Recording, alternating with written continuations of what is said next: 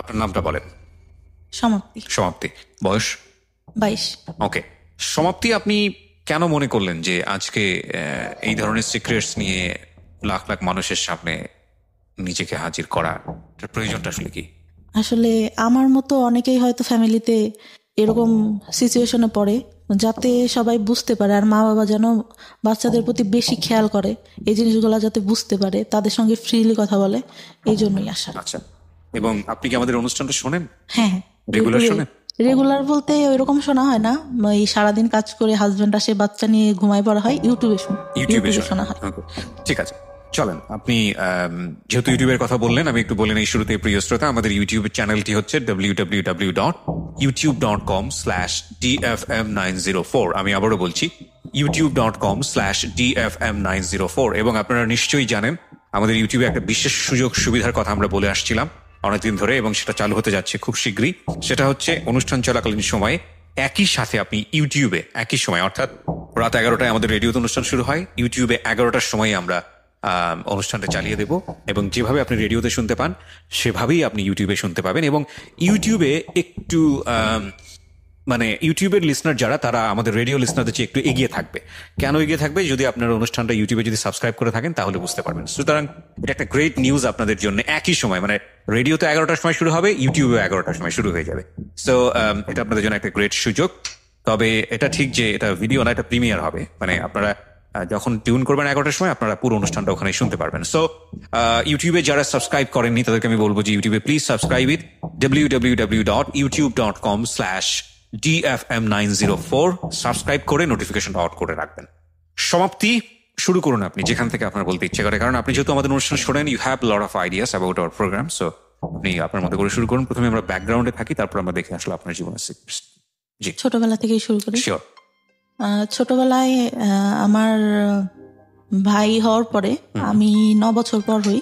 আচ্ছা। তা আমার বাবা বলতো যে এবার যদি মেয়ে না হয়, মানে আমার মাকে বলতো যে তাহলে কিন্তু তোমাকে রাখবো না। প্রথমে আপনার ভাই হয়? হ্যাঁ। আচ্ছা। তারপর আল্লাহর রহমতে আমি হই। আমার বাবা অনেক খুশি থাকে। আমাকে ভাইয়া যখন হয়, আমার মায়ের বয়স হয়তো তখন 13 বছর। জি। আমার বাবা লজ্জায় আমার ভাইকে কখনো কোলে টোলে নিত না, তা আমাকে অনেক আদর করতো। আচ্ছা। অনেক আদর করতো। আমি ছোটবেলা থেকেই মানে গ্রামে বড় হই, তা সবাই যেরকম বলে যে সোনার চামচ মুখে দিয়ে জন্ম, ওর হচ্ছে এরকম। মানে আমার দাদার একটু সম্মান, আমার দাদা ছিল হচ্ছে প্রাইমারি স্কুলে চাকরি করতো, আর আমার দাদা মারা যাওয়ার পরে আমার বাবার মানে সবকিছু ঘাড়ে, সংসারের কাজ টাজ পড়ে। আর আমার বড় চাচা হচ্ছে পড়ালেখা করতো, ছোট চাচাকেও আমার বাবা পড়ালেখা করায়। আচ্ছা।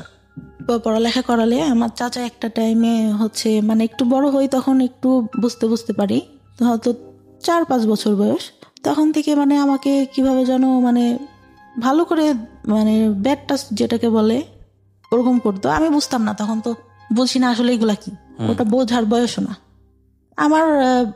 আপন চাচা? হ্যাঁ, আপন চাচা, ছোট চাচা। ওকে।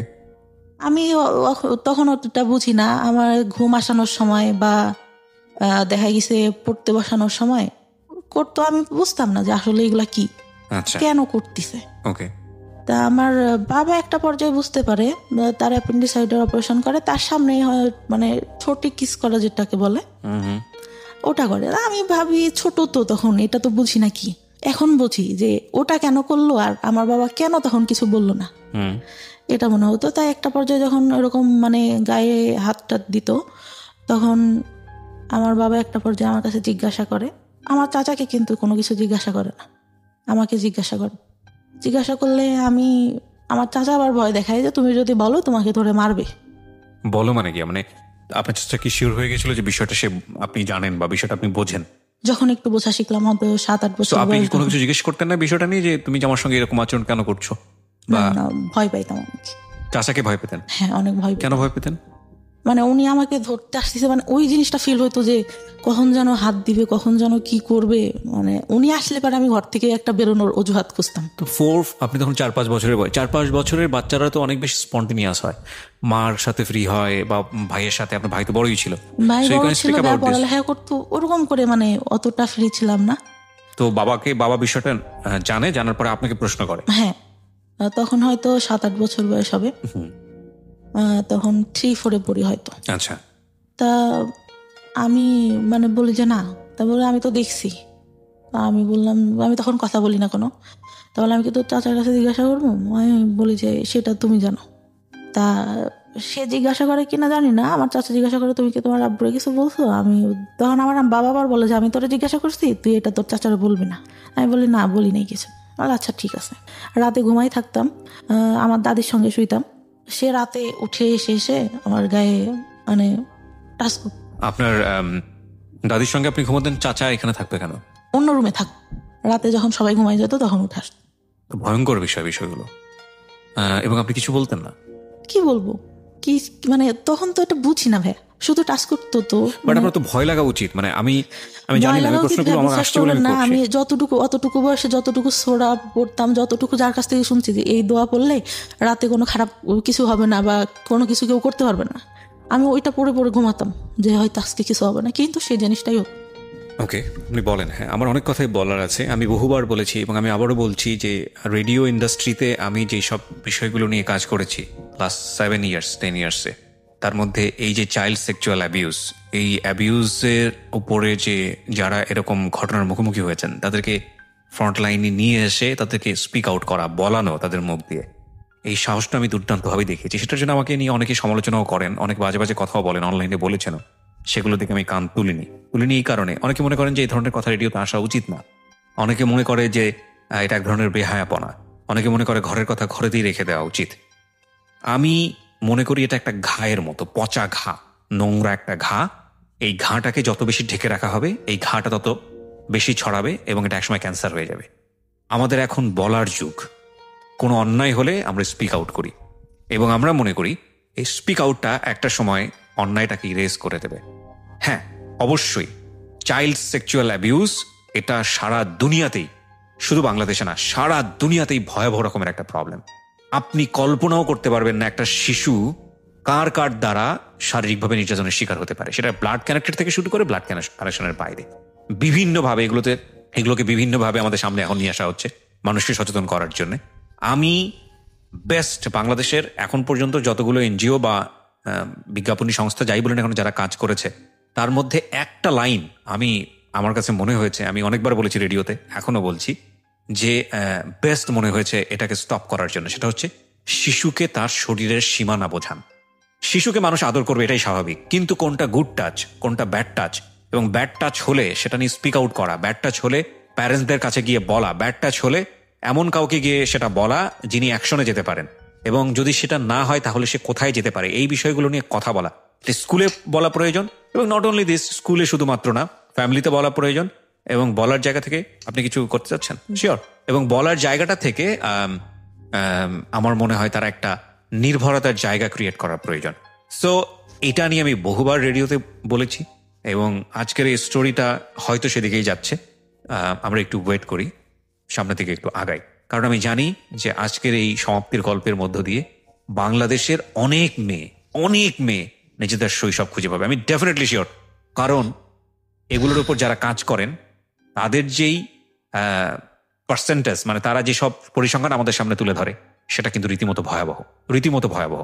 আমরা নারী শিক্ষা নিয়ে কাজ করেছি, আমরা শিশুর পুষ্টি নিয়ে কাজ করেছি সরকারি তরফ থেকে, আমরা যেটা বলছি, এবং এগুলোতে আমাদের যে অর্জন সাউথ এশিয়ার মধ্যে, এটা মাইল ফলক, সারা বিশ্বের কাছে মাইল ফলক লাস্ট 10 ইয়ার্সে।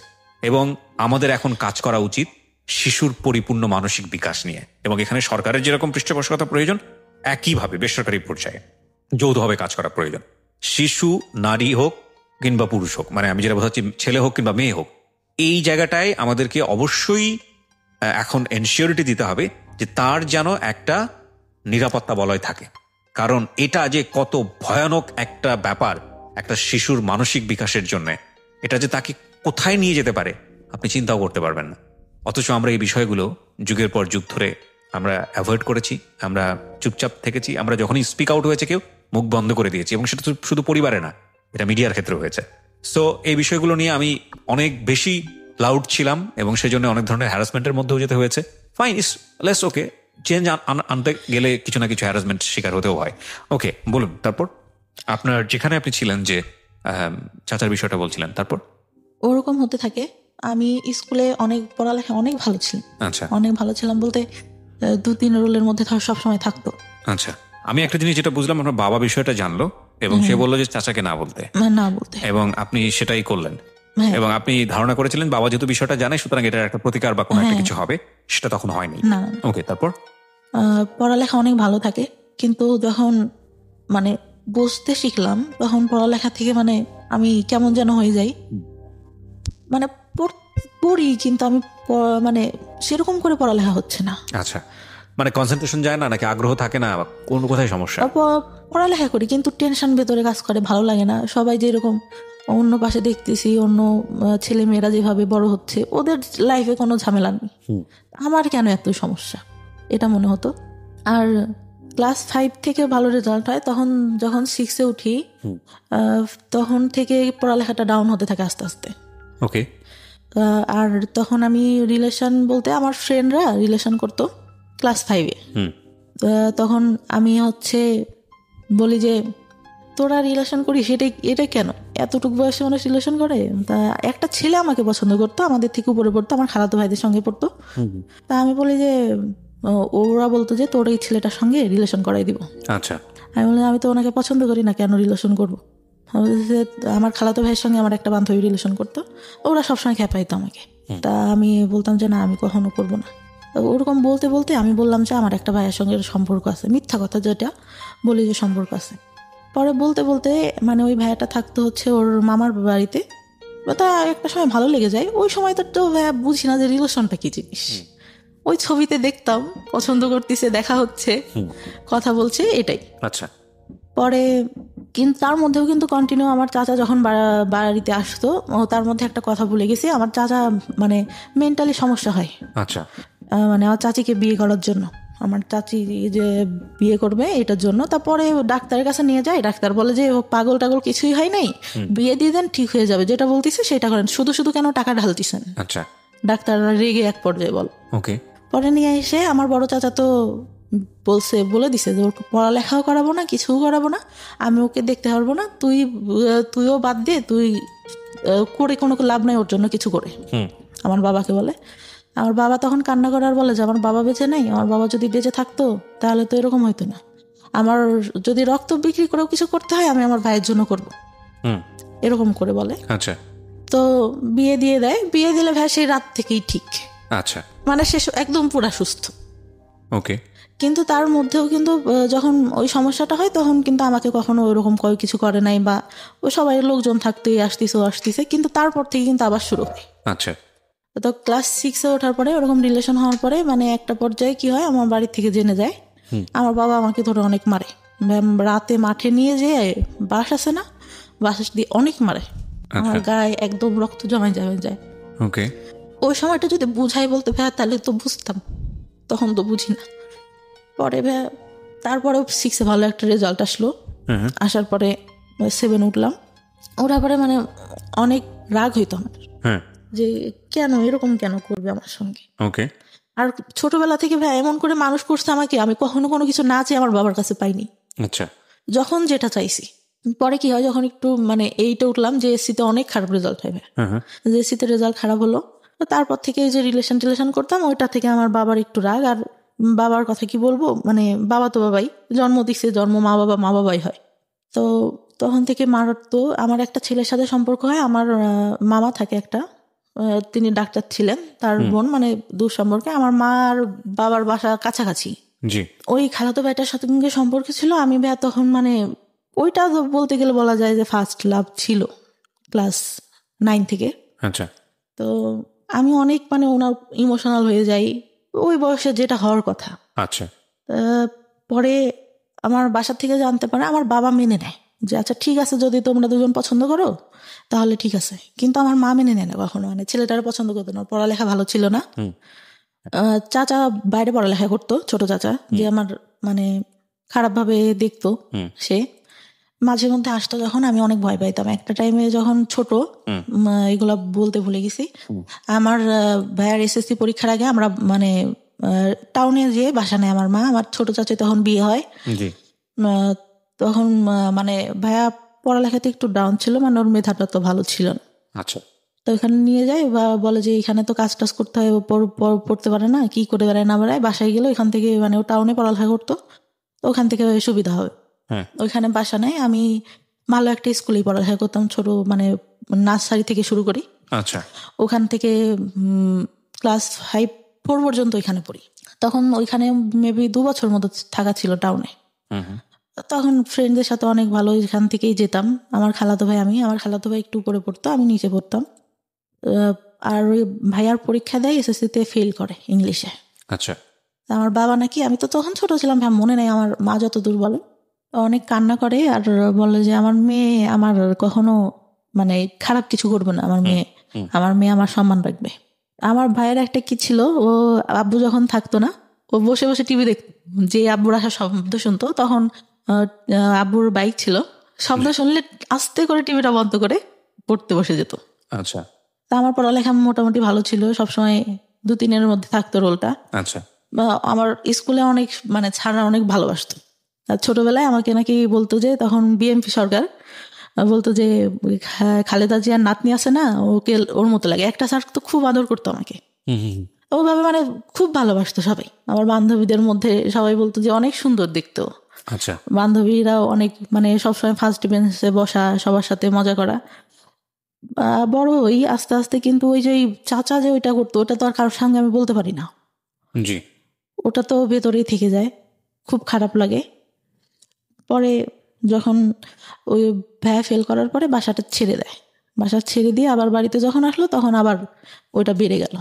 আচ্ছা, বেড়ে গেল বলতে পরে যে বাবা একটা টাইমে দেখতে পারে, কিন্তু আমার বাবা কিন্তু একটাবারও আমার চাচার কাছে জিজ্ঞাসা করে নাই যে ও তো তোর মেয়ের মতো, তুই কেন এগুলা করিস। সে তো তাকে বলবে, আমি তো ছোট, আমি তখন ভাই বুঝি না, আমাকে এটা জিজ্ঞাসা করে আর আমাকে নিষেধ করলে বা আমি কি করতাম। আমি যে রুমে থাকতাম তার পাশের রুমে আমার চাচা থাকতো, আমার চাচি তার কাছে আসে শুয়ে, কিন্তু সে রাতে ঘুমাই গেলে উঠে ঠিক আমার এখানে আসবে। ভাইয়া অনেক কান্না করতাম, বিশ্বাস করবেন না, আর চুল টানতাম, হাতে কাটতাম, করতাম, খুব যখন খারাপ লাগতো নিজের গায়ে নিজে খামচাতাম, অনেক কষ্ট হইতো। আর তখন পড়ালেখা মানে অঙ্কটা আমি খুব খারাপ পারতাম, অঙ্কটা ভালো হতো না। আমার চাচা পড়াইতে বসানোর মধ্যে আমার মা তো ভাবতেছে যে মনে হয় পড়াচ্ছি, পড়তে বসায় ভাইয়া মানে সবসময় হাত গায়ে দিতেই থাকতো। আপনার চাচা? জি। পড়ার পরে চাচার পড়ালেখা শেষ হয়, তখন আমি ক্লাস 5-এ আমার চাচার পড়ালেখা শেষ হয়ে উনি একটা জব পাই টাউনে, আমরা যেখানে থাকতাম সেখানে, সরকারি ইয়াতেই দিলে, ওটা বেতন বেশি ছিল না। চাচার সঙ্গে আমার আবার গার্লস স্কুলে ভর্তি করে দেয়। ওই সময় যে বললাম না একটা ছেলের সাথে সম্পর্ক, এটা জানার পর আমার গার্লস স্কুলে দিয়ে দেয়। জি।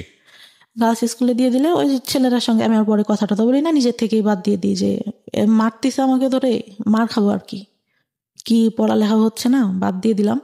পরে 6-এ ওইখানে আমার চাচাই সঙ্গে করে নিয়ে যেত। আচ্ছা, নিয়ে যেত। স্কুল শেষে খালার বাসায় আসতাম, আমার খালার বাসা ওইখানে ছিল। আসলে দেখা যেত আমার চাচার অফিস বিকালে শেষ হইতো, যাইতে যাইতে দেখা গেছে বাড়ি যাইতে তখন ইটের রাস্তা ছিল, দেখা গেছে যে 20-25 মিনিট লেগে যেত আমার বাড়ি যেতে। অন্ধকার হয়ে গেলে ভাই সে গাড়িতে বসে দেখা যাচ্ছে আমার গায়ে হাত, মানে কন্টিনিউ একটা ভয়ঙ্কর রকমের একটা মানুষ আপনাকে, মানে আপনার কাছে তো এরকমই মুহূর্ত হওয়ার কথা, যে মানুষটাকে আমি এত বেশি অপছন্দ করি, সে মানুষটা আমার পাশে পাশে কন্টিনিউয়াসলি এটা করছে, এবং আপনি সেটাকে মুখ বন্ধ করে মানে একজনের শাই ফিল হোক বা যেটার কারণেই হোক, আপনি কাউকে স্পিক আউট করছেন না, কাউকে বলছেন না? কাউকে না। আচ্ছা, কাউকে না। ক্লাস 9 থেকে এটা অনেকের মানে কিছু কিছু কেউ জানে, তার আগ পর্যন্ত আমি কাউকে কিছু বলিনি, কাউকে না। পরে ওইভাবে যেতে থাকলাম, 1 বছর গার্লস স্কুলে পড়া হয় আমার চাচা, তারপর ওইখান থেকে চাকরিটা ছেড়ে দিয়ে মানে বেতন কম ছিল দেখে সুগার মিলে চাকরি নেয়, তখন সে ওইখানে চলে যায়। আচ্ছা, পরে ওইখানে গিয়ে আমার চাচিকেও নিয়ে যায়। পরে তো ওইখান থেকে ভাইয়া বাঁচলাম। আচ্ছা, মনে হলো যে না, কিন্তু আমি যে রিলেশন করতাম আমার মনে হইতো যে ভাইয়া আমি এখান থেকে বেরোতে পারলে বাঁচি, এই ছেলেটার সঙ্গে রিলেশন করতেছি, ও যদি আমাকে নিয়ে যায় আমার তো এখানে থাকতে হবে না। সবসময় এটা মনে হতো যে আমি এই ফ্যামিলিতে কেন থাকবো। আচ্ছা। আর আমি ভাবতাম যে এরকম ফ্যামিলি মানুষের হয়, আরও তো আশেপাশে আমার বান্ধবীরা আছে, ওরাও তো কত ভালো, কতই, খুব খারাপ লাগতো। আর একটা আমার বাবা ছোটবেলায় স্কুলে যাইতাম, ফার্স্টে হয়তো দিত, তখন 2 টাকা 5 টাকা অনেক কিছু পাওয়া যাইতো ভাইয়া। তাই কি হয়, আমার বান্ধবীরা একটু ভালো ফ্যামিলি ছিল, আমার বাবা মানে আমাদেরও ভালো ফ্যামিলি, কিন্তু আব্বু ভাবে টাকা দিতে চাইতো না। আমি কি করি, আব্বুর পকেট থেকে টাকা নিই, মনে হয় 6 টাকা না কয় টাকা, সেটা নিয়ে আমার আব্বু মানে দেখে ঘুমের ঘরে, আমার ছোট খালাকে বলে। তো আমি সেদিন অনেক কান্না করি, স্কুলে যাই না, যে আমি তো বেশি টাকা নিই নি, আর আমার হয়তো এটা ভুল ছিল ভাইয়া।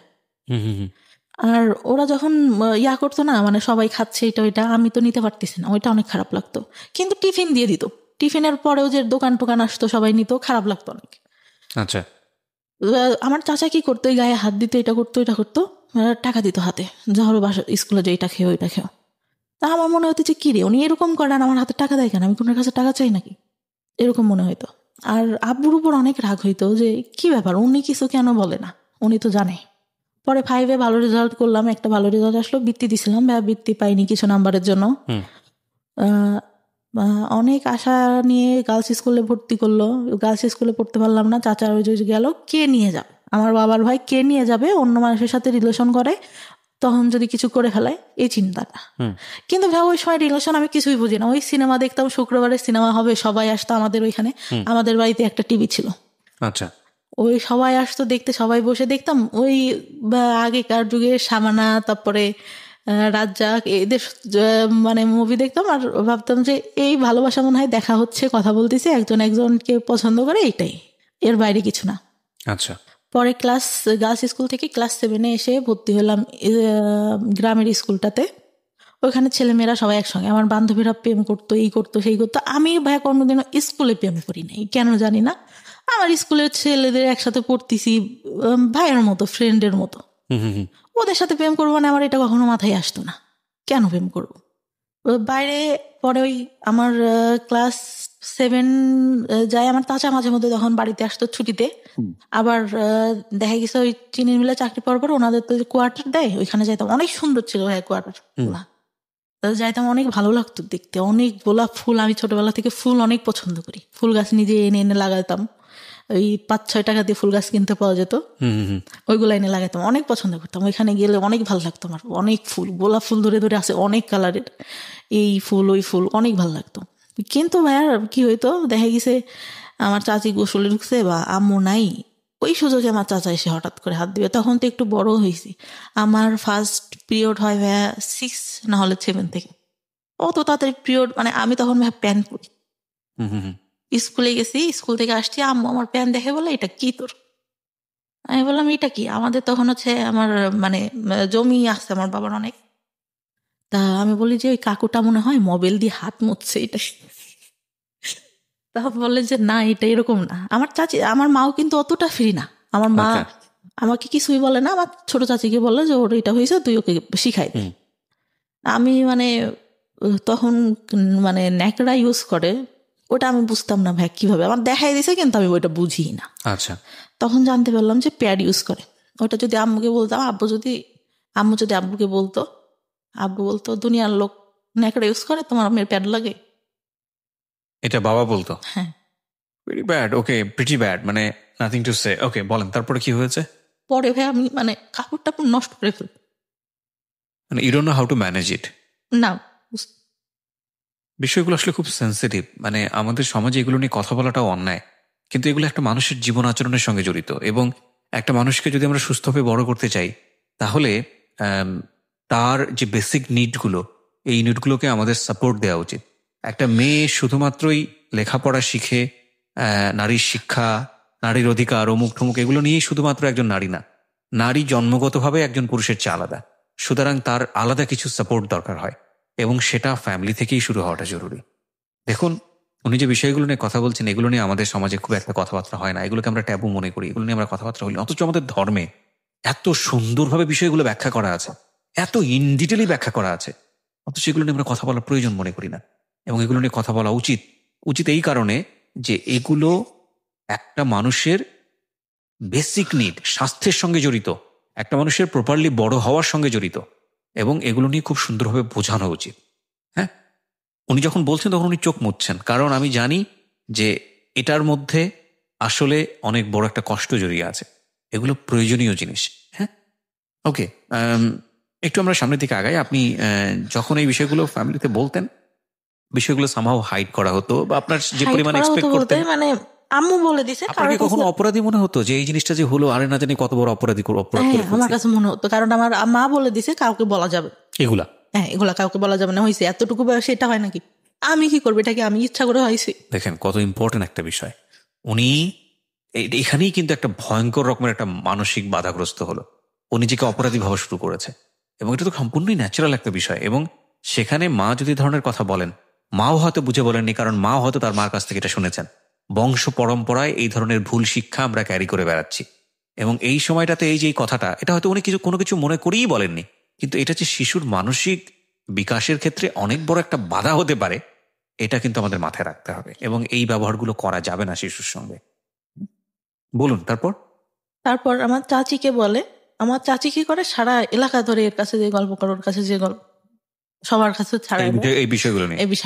আচ্ছা, পরে কি হয়, মানে কেউ দেখলে হাসে, তা আমার তো ওইটা অনেক খারাপ লাগে যে কেন হাসতেছে বা এটা কেন।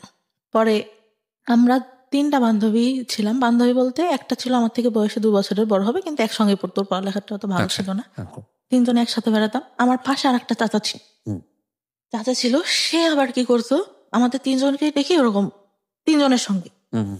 আমার খারাপ লাগতো, কি ব্যাপার আমার সঙ্গেই কেন এরকম হচ্ছে, আমি কেন।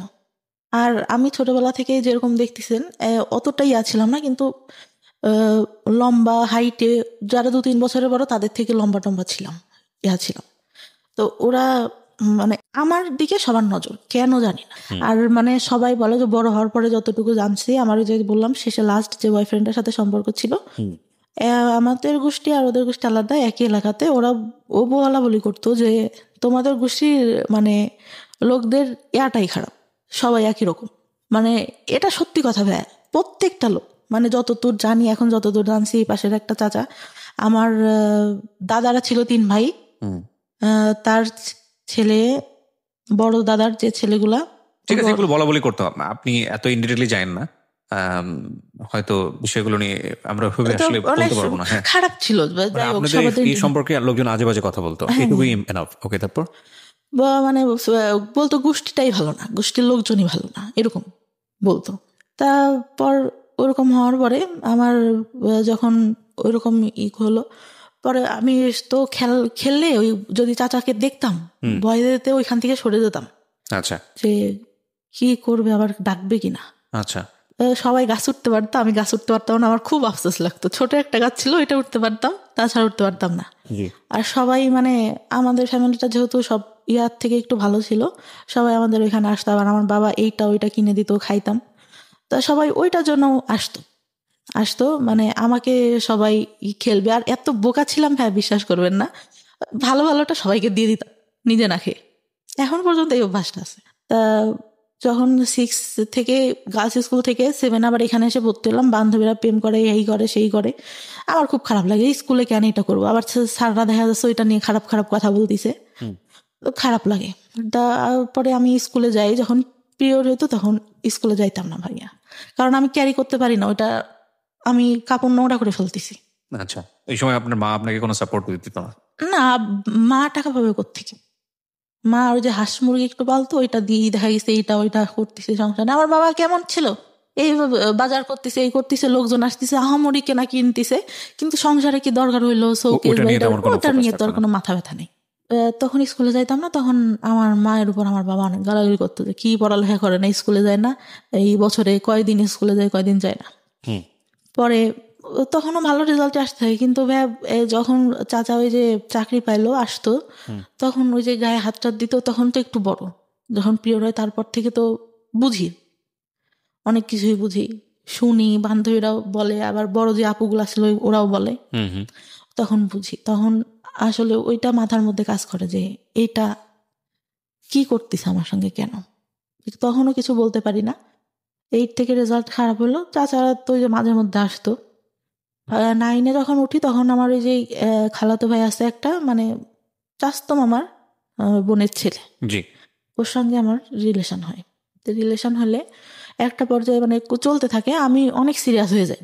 তা আমি বলতাম ভাই আপনি কি সিরিয়াস, আপনি করে বলতাম কখনো, তা বলতো সিরিয়াস ছিলাম না, এখন হই। তা আমার মানে অনেকের কাছে আমি নাম্বার দিই, আমার বড় আপুরা যারা ছিল, বললাম যে পরিচয় না দিয়ে কথা বলবা, দেখবা যে আসলে আমাকে ভালোবাসে না তোমাদের সাথে কথা বলতে চাই। বা কি করতো, ওরা যেই ফোন দিত ও কথা বলে দেখা করার জন্য পাগল হয়ে যেত। আচ্ছা, যে আমি তোমার একবার দেখবো, তুমি এখানে দেখা করো। পরে বয়ফ্রেন্ডের যখন দেখলাম যে উনি আমার প্রতি সিরিয়াস না, অনেক মেয়ের সঙ্গেই কথা বলে, এর সাথে সম্পর্ক করতেছে, ওর সাথে যে ফোন দেয় তার সঙ্গেই, একটা পর্যায়ে আমি কি করলাম, নিজে থেকে বাদ দিয়ে দিলাম। বাদ দেওয়ার পরে কিন্তু এতটা মানে করি, আমি ঘুমের ওষুধ খাইতাম, আমার ঘুম আসতো না, ঘুমের ওষুধ খাইতাম। আর খুব খারাপ লাগতো। তার মধ্যে আবার যে মাঝে মাঝে চাচা আসতো, তা কি হয়, একটা বার আমার মা বলে যে তুই ওর সাথে সম্পর্ক করিস, আমি তো বলছি যে তুই ওর সাথে কথা বলার দরকার নেই। আমার দাদির ফোন ছিল, দাদির ফোন দিয়ে কথা বলতাম। পরে আমি কি করি বলো, যে তোর বাবার কাছে বল।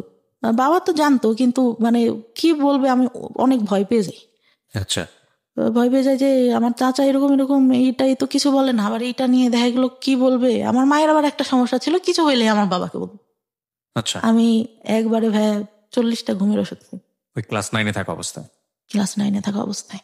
মানে কি আপনার প্ল্যান ছিল যে আপনি সুইসাইড করবেন? সুইসাইড করবো খেলে ভাইয়া। তখন মানে আমার পরীক্ষা তার 3 দিন পর, 2 দিন পর, আচ্ছা, ক্লাস 9-এর। পরে আমি মানে দরজাটা যে লাগাবো, আমার এটা মনে নেই, আমি বিছানার উপর দিয়ে শুয়েছি ভাই, আমি মানে ঘুমাই গেছি নাকি আমি জানি না, কিছু বলতে পারি না। পরে নাকি যতদূর শুনছি, আমার যতদূর, আমাদের এই কাজের ছেলেটা আম্মু যতদূর বলছে, আর বাবা উঠাই নিয়ে আসে। শুধু আমার মনে আছে আমার বাবা আমাকে মারছে, এতটুকু মনে আছে, যে অনেকগুলা থাপ্পড় মারে আমার মুখে। ওকে, মানে ঘুমের মধ্যে আমার শুধু অতটুকুই স্মরণ আছে। আমি নাকি অনেক বমি করি ভাইয়া। আচ্ছা, বমি করি, আমার 4-5 দিন পর্যন্ত কোনো ছিল না। আমি জামাটা চেঞ্জ করবো এটাও করতে পারতাম না। গোসল খাওয়া সব আম্মার দাদি ধরে ওকে। করাইতো। পরে আমার বয়ফ্রেন্ডটার সাথে হয়ে যাওয়ার পর ক্লাস 10-এ যখন উঠলাম, আমি 9 থেকে অঙ্কে অনেক খারাপ রেজাল্ট করি। অঙ্কে মানে 10-এ টুনে মনে হয় 34 না কত পেয়ে পাশ করি। আমার বান্ধবীরা অনেক হাসাহাসি করতো। আর আমার যে বয়ফ্রেন্ডটার সাথে সম্পর্ক ছিল, ওরা জানতো। আরো ওই মাঝে কথা বলতাম, অনেক ছেলে ঘুরতো ভাইয়া, অনেক ছেলে ঘুরতো। আর ওই ঘুমের ওষুধ খাইতাম, মানে প্রাইভেট পড়তে যেতাম, কেমন অ্যাবনর্মাল টাইপের হয়ে গেছিলাম আমি। তো পড়াচ্ছি, মানে আমার কোনো খেয়াল নেই। স্যার বলতো যে কি ব্যাপার, তুমি খেয়াল করো না কেন, দেখলে তো পারো, অনেক ভালো পারো, দেখো না কেন। স্যার বলেন, আমি বাসায় যেয়ে দেখবো। স্যারটা অনেক আদর করতো। তা ওইভাবেই পড়ে অঙ্ক ভালো পারতাম না, হাসাহাসি করতো। আর ওই যে ছেলেগুলো প্রপোজ করতো ভাইয়া, ওরা কি মানে এরকম ছিল, কিছু না করলেও ভাইয়া, কেন ছেলে মানুষ এরকম আমি জানি না, বলতো যে সব করছি, ওই মেয়েরও তো আমি সব করছি। আচ্ছা, ওকে। একটা ফুফাতো ভাই এরকম বলে, ওইটা আমি পরে আসি। তা ওইখান থেকে ক্লাস 9-এ ওরা হাসাহাসি করতো। তা আমার এত খারাপ লাগে যে কি, আমি অঙ্ক ভালো পারি না। আমি স্যার, আমার হিন্দু ছিল স্যারটা, আমি আমার জীবনে আমি এত ভালো মানুষ দেখিনি। আমার ধর্মের না, যেহেতু আমি ইসলাম ধর্মের, আমার স্যার ছিল হিন্দু ধর্মের। একটু উনি প্রাইমারি স্কুলে চাকরি করতো। স্যারের কাছে বললাম, স্যার আমি তো অঙ্ক ভালো পারি না, আমাকে একটু যদি ভালো করে পড়াইতেন। তা বলে যে আচ্ছা ঠিক আছে, তুমি পাশে এসে বসবা, পার্টিতে বসাইতো, যে পাশে এসে বসবা, আমি তোমাকে, ওরা যা করে তার থেকে আমি উৎপাদক ভালো পারতাম না। আমি বললাম, স্যার উৎপাদকটা আমার একদম বাদ দিয়ে দেন, আমি এটা বুঝি না, একটা করলে আর একটা করতে হবে। তাই দেখা গেছে আমার একটা কমন পড়ছে আর একটা কমন পড়তেছে না, তখন কি করব। পরে স্যার এরকম করে আমাকে অঙ্ক করায়, আমি এসএসসিতে অঙ্কে আমার প্লাস আসে, আর কোনো কিছুতেই প্লাস আসে না। আচ্ছা, তার মধ্যে যে চাচা এসে অঙ্ক করতে দিত, অঙ্ক ভালো পারতাম না, পড়তে বসাইছে। যে কয়দিন আসতো উনি আমাকে পড়তে বসাবে, আর ওই যে ইন্টেনশনালি গায়ে হাত দিয়ে যাচ্ছি। এই অঙ্কের টিচার? না না না, আমার চাচা। ওই যে আসতো মাঝে মধ্যে বাড়িতে, জি। অঙ্ক না পারলেই দেখা গেছে রাগারাগি করতেছে, আমি অনেক কাঁদতাম, আমি কিছু বলতাম না, অনেক কাঁদতাম। না, আমি বলতো তুই পড়িস না কেন, এই জন্য তো তোকে রাগ করে। আম্মু তো তখন কিছু জানে না। ও আমার, তার মধ্যে আমার ছোট চাচার একটা বাচ্চা হয়, আমার ভাইটাকে আমি অনেক আদর করতাম, অনেক ভালো লাগতো। ভাই কি হইতো, আমার ভাইটাকে করলে দিতে যে উনি আমার গায়ে হাত। Very bad. আমার মনে হতো আমি মারা যাবো, আমি এই সংসারে কেন, এর থেকে যদি একটা গরিব ঘরেও জন্ম হইতো তাহলে মনে হয় এর থেকে মানুষ ভালো থাকে। কোন ক্লাসের ঘটনা এটা? আপনি যে ক্লাসের কথা বলছেন, ক্লাসে আপনার অঙ্ক করাচ্ছে 9-এ, তখন পর্যন্ত আপনি মার সঙ্গে কেন বলছেন না এগুলো? আমি তখনও ভাইয়া যে মাকে বলতে হবে, এটা কিভাবে নিবে। সে আমাকে বলে দিছে যে এইগুলা কাউকে, পিরিয়ডের কথাই বলে দিছে, কাউকে বলতে হয় না। এইটা বললে কি বলবে, ওকে, এটা বললে কি বলবে। তার মধ্যে কি আমার চাচাদের জমি জাতি নিয়ে অনেক মানে একটু ঝামেলা হয়। আমার ছোট চাচাটাই সবসময় বেশিরভাগ ঝামেলা করে। বড় চাচাটা অনেক ভালো, উনি বিসিএস ক্যাডার, প্রভাষক এখন, অনেক ভালো মানে চাচা ছোটবেলা থেকে অনেক ঈদে প্রত্যেকবার জামা কিনে দেবে, আর আমাকে বলতো আমার হলুদ পর, আমাকে ছোট বড় চাচা, আমার বড় চাচা বড় চাচা, আচ্ছা। অনেক আদর করতো। আমি চিন্তা করতাম চলে যাব, কিন্তু তখন চিন্তা করতাম যে আমার ভাই, আমার সবাই অনেক ভালোবাসে, আমি চলে গেলে তো মান সম্মান থাকবে না, আর নাম ডাক আছে যেহেতু ফ্যামিলির একটা। এসএসসি পরীক্ষার আগে আমি সম্পূর্ণ সবার সঙ্গে কথা বলা বন্ধ করে দিই, যে আমার এমনিতে অঙ্কেটে ভালো পারি না, আমি কারোর সঙ্গে কথা টথা বলবো না, আমি পরীক্ষাটা ভালো মতো দিই। তো পরীক্ষাটা দেই, পরীক্ষা দেওয়ার পরে আসলো এই কোনো রকমে মানে পাশ করলাম, ভালোই মোটামুটি একটা রেজাল্ট আসলো। আসার পরে আমি মানে বাইরে ভর্তি হওয়ার ইচ্ছা আমার অনেক। তা টাউনে সরকারি মহিলা কলেজে আমার সব মানে ইয়াটিয়া দিলাম, চান্সও হইলো ওইখানে, কিন্তু আমার আব্বা ভর্তি করলো না। কেন করলো না? যে ওই ছেলের সঙ্গে সম্পর্ক আছে, যদি ওইখানে যেয়ে দেখা টেকা করে, এই জন্য। হয়তো তো তার জায়গা থেকে এটা ঠিক ছিল, কারণ আমি করবো না এর গ্যারান্টি কি আমার, আমি নিজের থেকেই বলতেছি। পরে ভর্তি করলো না, ওইখানে একটা ইসরো কলেজে ভর্তি করলো। এমনিতে মানে আমাদের ওইখান থেকে একটু টাউনে যে কলেজটা ছিল, যেতে 30 মিনিট মতো লাগতো। তো ওইখানে আমার বাবার যে ফ্রেন্ডের ছেলেটা আবার ওইখানে কলেজে কিভাবে যেন খোঁজ পায় আমাকে, মানে ওই ছেলেটার আবার কি হয় ভাই বলতে ভুলে গেছি, আমার এসএসসি পরীক্ষার পর আমার ফুপুর বাসায় আমি বেড়াইতে যাই। আচ্ছা। গেলে তা ওরা তো আমাদের বাসা থেকে আগের থেকে আসে, দেখা গেছে একটা অকেশন হইলে, একটু অনুষ্ঠান হইলে আসে, আঙ্কেল আসে, আঙ্কেলের ছেলে আসে। তা আসলে পরে ওরা বলে যে জানো আমাদের সঙ্গে পরে ওই আপুটার সঙ্গে এই ভাইয়াটার সম্পর্ক আছে। আমি কি বলিস, ও তো আমার দিকে একটু এরকম এরকম তাকায়, আমি তো বুঝি। আমার ফুফাতো ভাইদের বলে যে না সত্যি কথা, অনেক ভালো সম্পর্ক, আর ওরা অনেক ভালোবাসে ওই আপুটাকে, আপু অনেক ভালোবাসে। আমি বলছি আচ্ছা আজকের দিনের মধ্যে যদি আমি ওর সাথে সম্পর্ক করে দেখাইতে পারি, একটা বাজাবাজি ধরনেরই। তারপরে আর কি করি, আমার ফুফাতো ভাই ফোন দেয়, আমি ওর সঙ্গে কথা বলি। কথা বললে ঠিক সন্ধ্যার সময় ফোন দিছে, আচ্ছা আমি তোমাকে একটা কথা বলতে চাই সমাপ্তি, তুমি কি আমার কথা যদি হ্যাঁ হয় হ্যাঁ বলবা, নাহলে পারে না বলবা। আমি বলছি জি বলেন। বলতেছে তুমি কি আমাকে লাইক করো? আমি বলছি যে দেখি, চিন্তা করে দেখি। তার রেগে কেটে দেয়। আমি আবার ফোন দিয়ে ওদেরকে ডেকে শোনালাম যে দেখ কি বলে, যে ওই ছেলে মেয়ের সাথে নাকি সম্পর্ক, তাইলে কি। পরে বলতেছে যে, আমি বলতেছি হ্যাঁ পছন্দ করি, আপনি আচ্ছা I think I love you, ও বলে আমাকে আচ্ছা ঠিক আছে আই লাভ ইউ টু, কিন্তু আমি তো মানে ওরকম করে না। তো ওরা যে আবার কি করে, ওই মেয়েটাকে ভেবে বলে দেয় যে আপনি যার সাথে সম্পর্ক করেন ওই ছেলেটা তো এই হয়েছে। আমি কিন্তু ওকে আমি বলছি তুই কিন্তু বলবি না, একটা মেয়ে কষ্ট পাবে, আমার যতটুকু মানে মাথার মধ্যে আছে ও কষ্ট পাবে শুনলে। যাই হোক ছেলেটা ভালো না, আমি যতটুকু জানতাম। পরে কলেজে ওঠার পরে, কলেজে যখন ভর্তি হইলাম, ওই ছেলেটা কোত্থেকে খোঁজ পাই জানি না, ও প্রত্যেক দিন এসে কি করতো, একটা রুমে 2টা দরজা ছিল, ছেলে দাঁড়া করার একটা 4টা, নেশা করতো ভাই প্রচুর পরিমাণে। একটা পর্যায়ে ওর বাবা হচ্ছে মানে টাকা পয়সা দেওয়া বন্ধ করে দেয়। ওর পুরা মানে আমার সাথে দেখা করার যে আব্বু টাকা টাকা দিত, আমার কাছে থাকতো, এতটুকু ধারণা তো আছে। ও ব্যাগের থেকে টাকা নিয়ে নিত হাত দিয়ে জোর করে নিয়ে, এরকম করতো। একদিন যখন তখন যেখানে সেখানে ডাকতো, আমি আবার ভাই অনেক ভয় পাইতাম, যে বাবার একটা সম্মান আছে, বাবার টাউনে দোকান ছিল একটা, ব্যবসা করতে যেহেতু উনি। তা একদিন ডাকে একটা মার্কেটের উপরে, ওখানে একটা ব্যাংক থাকে, এই পাশে আমরা কথা বলতেছি, চেনা জানা একটা লোকই দোকানে, ওই দোকান থেকে সবকিছু নিতাম। আর আমার এমন ছিল, টাউনের সব দোকানে বলা ছিল যে আমার মেয়ে যদি কিছু এসে নিতে চায় আপনারা দিয়ে দিবেন, টাকা চাবেন না কখনো, যা লাগে আমি দিয়ে দেবো। আমার ছিল, আমি দোকানে গেলে একটা জিনিস পছন্দ হইলে না নিলাম, আর কেন রাতে ঘুম আসতো না। আচ্ছা। তা ওই আঙ্কেলটা আবার আমার খালুর দোকান ছিল ওখানে একটা, আমার খালুকে বল যে এরকম দেখা করছে ভাই, এত বাজে করে উপস্থাপন করে দেখা করাটা আমার বাবা নিতে পারে না। এত বড় একটা লাঠি নিয়ে আমার মারার জন্য বসে আছে। রাতে ডাকছে, আমার মা সহ গেছে, আমার মা পাশে বসা, আম্মু বলছে যা সত্যি তাই বল। আমি মামার কাছে যেগুলো জিজ্ঞাসা করে আমি বলি যে না এরকম তো কিছুই হয়নি। পরে আব্বু বুঝতে পারে যে মিথ্যা সত্য কথা, মানুষের কথা শুনলে বুঝতে পারে, তো কিছু বলে না, বলে আচ্ছা ঠিক আছে। তা ওনারা আবার এরকম বলে যে আপনার মেয়েকে বিয়ে দিয়ে দেন, নাহলে কিন্তু এই ছেলে অনেক প্রবলেম করবে, তাই বলে। তারপরে ইন্টার ফার্স্ট ইয়ারও তো তখন এসএসসির পরে ভর্তি হয়েছি। ইন্টার ফার্স্ট ইয়ার পরীক্ষার কিছুদিন আগে আমাকে একটা ছেলে দেখতে আসে। ছোটবেলা থেকেই চিনি, কিন্তু এভাবেও জানি না যে আমাদের এলাকায় বাসা, এটা জানি কার ভাই কার ছেলে এটাও জানি না।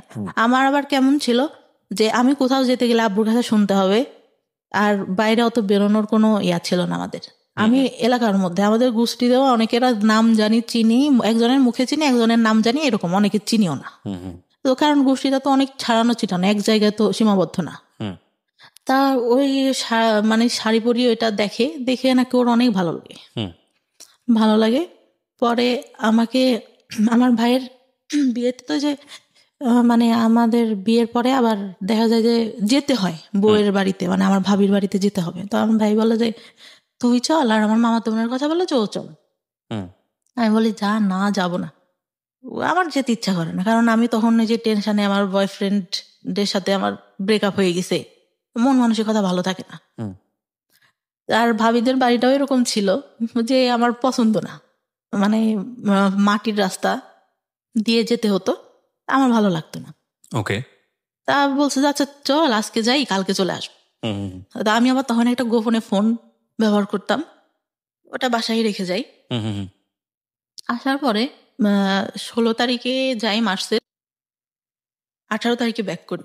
ওকে, ফোনটা খোলার পরে আমি দেখতেছি আমার ফোনে একটা মেসেজ, আমাকে তুমি খুঁজলে কেন? আমি তোমাকে খুঁজলাম মানে কে এটা, আমি কাকে খুঁজলাম? ওকে, তারপর আমি মানে আমার ফোনে ব্যালেন্স থাকে না, আমি ফোন দিই। তা বললাম যে ভাই কে?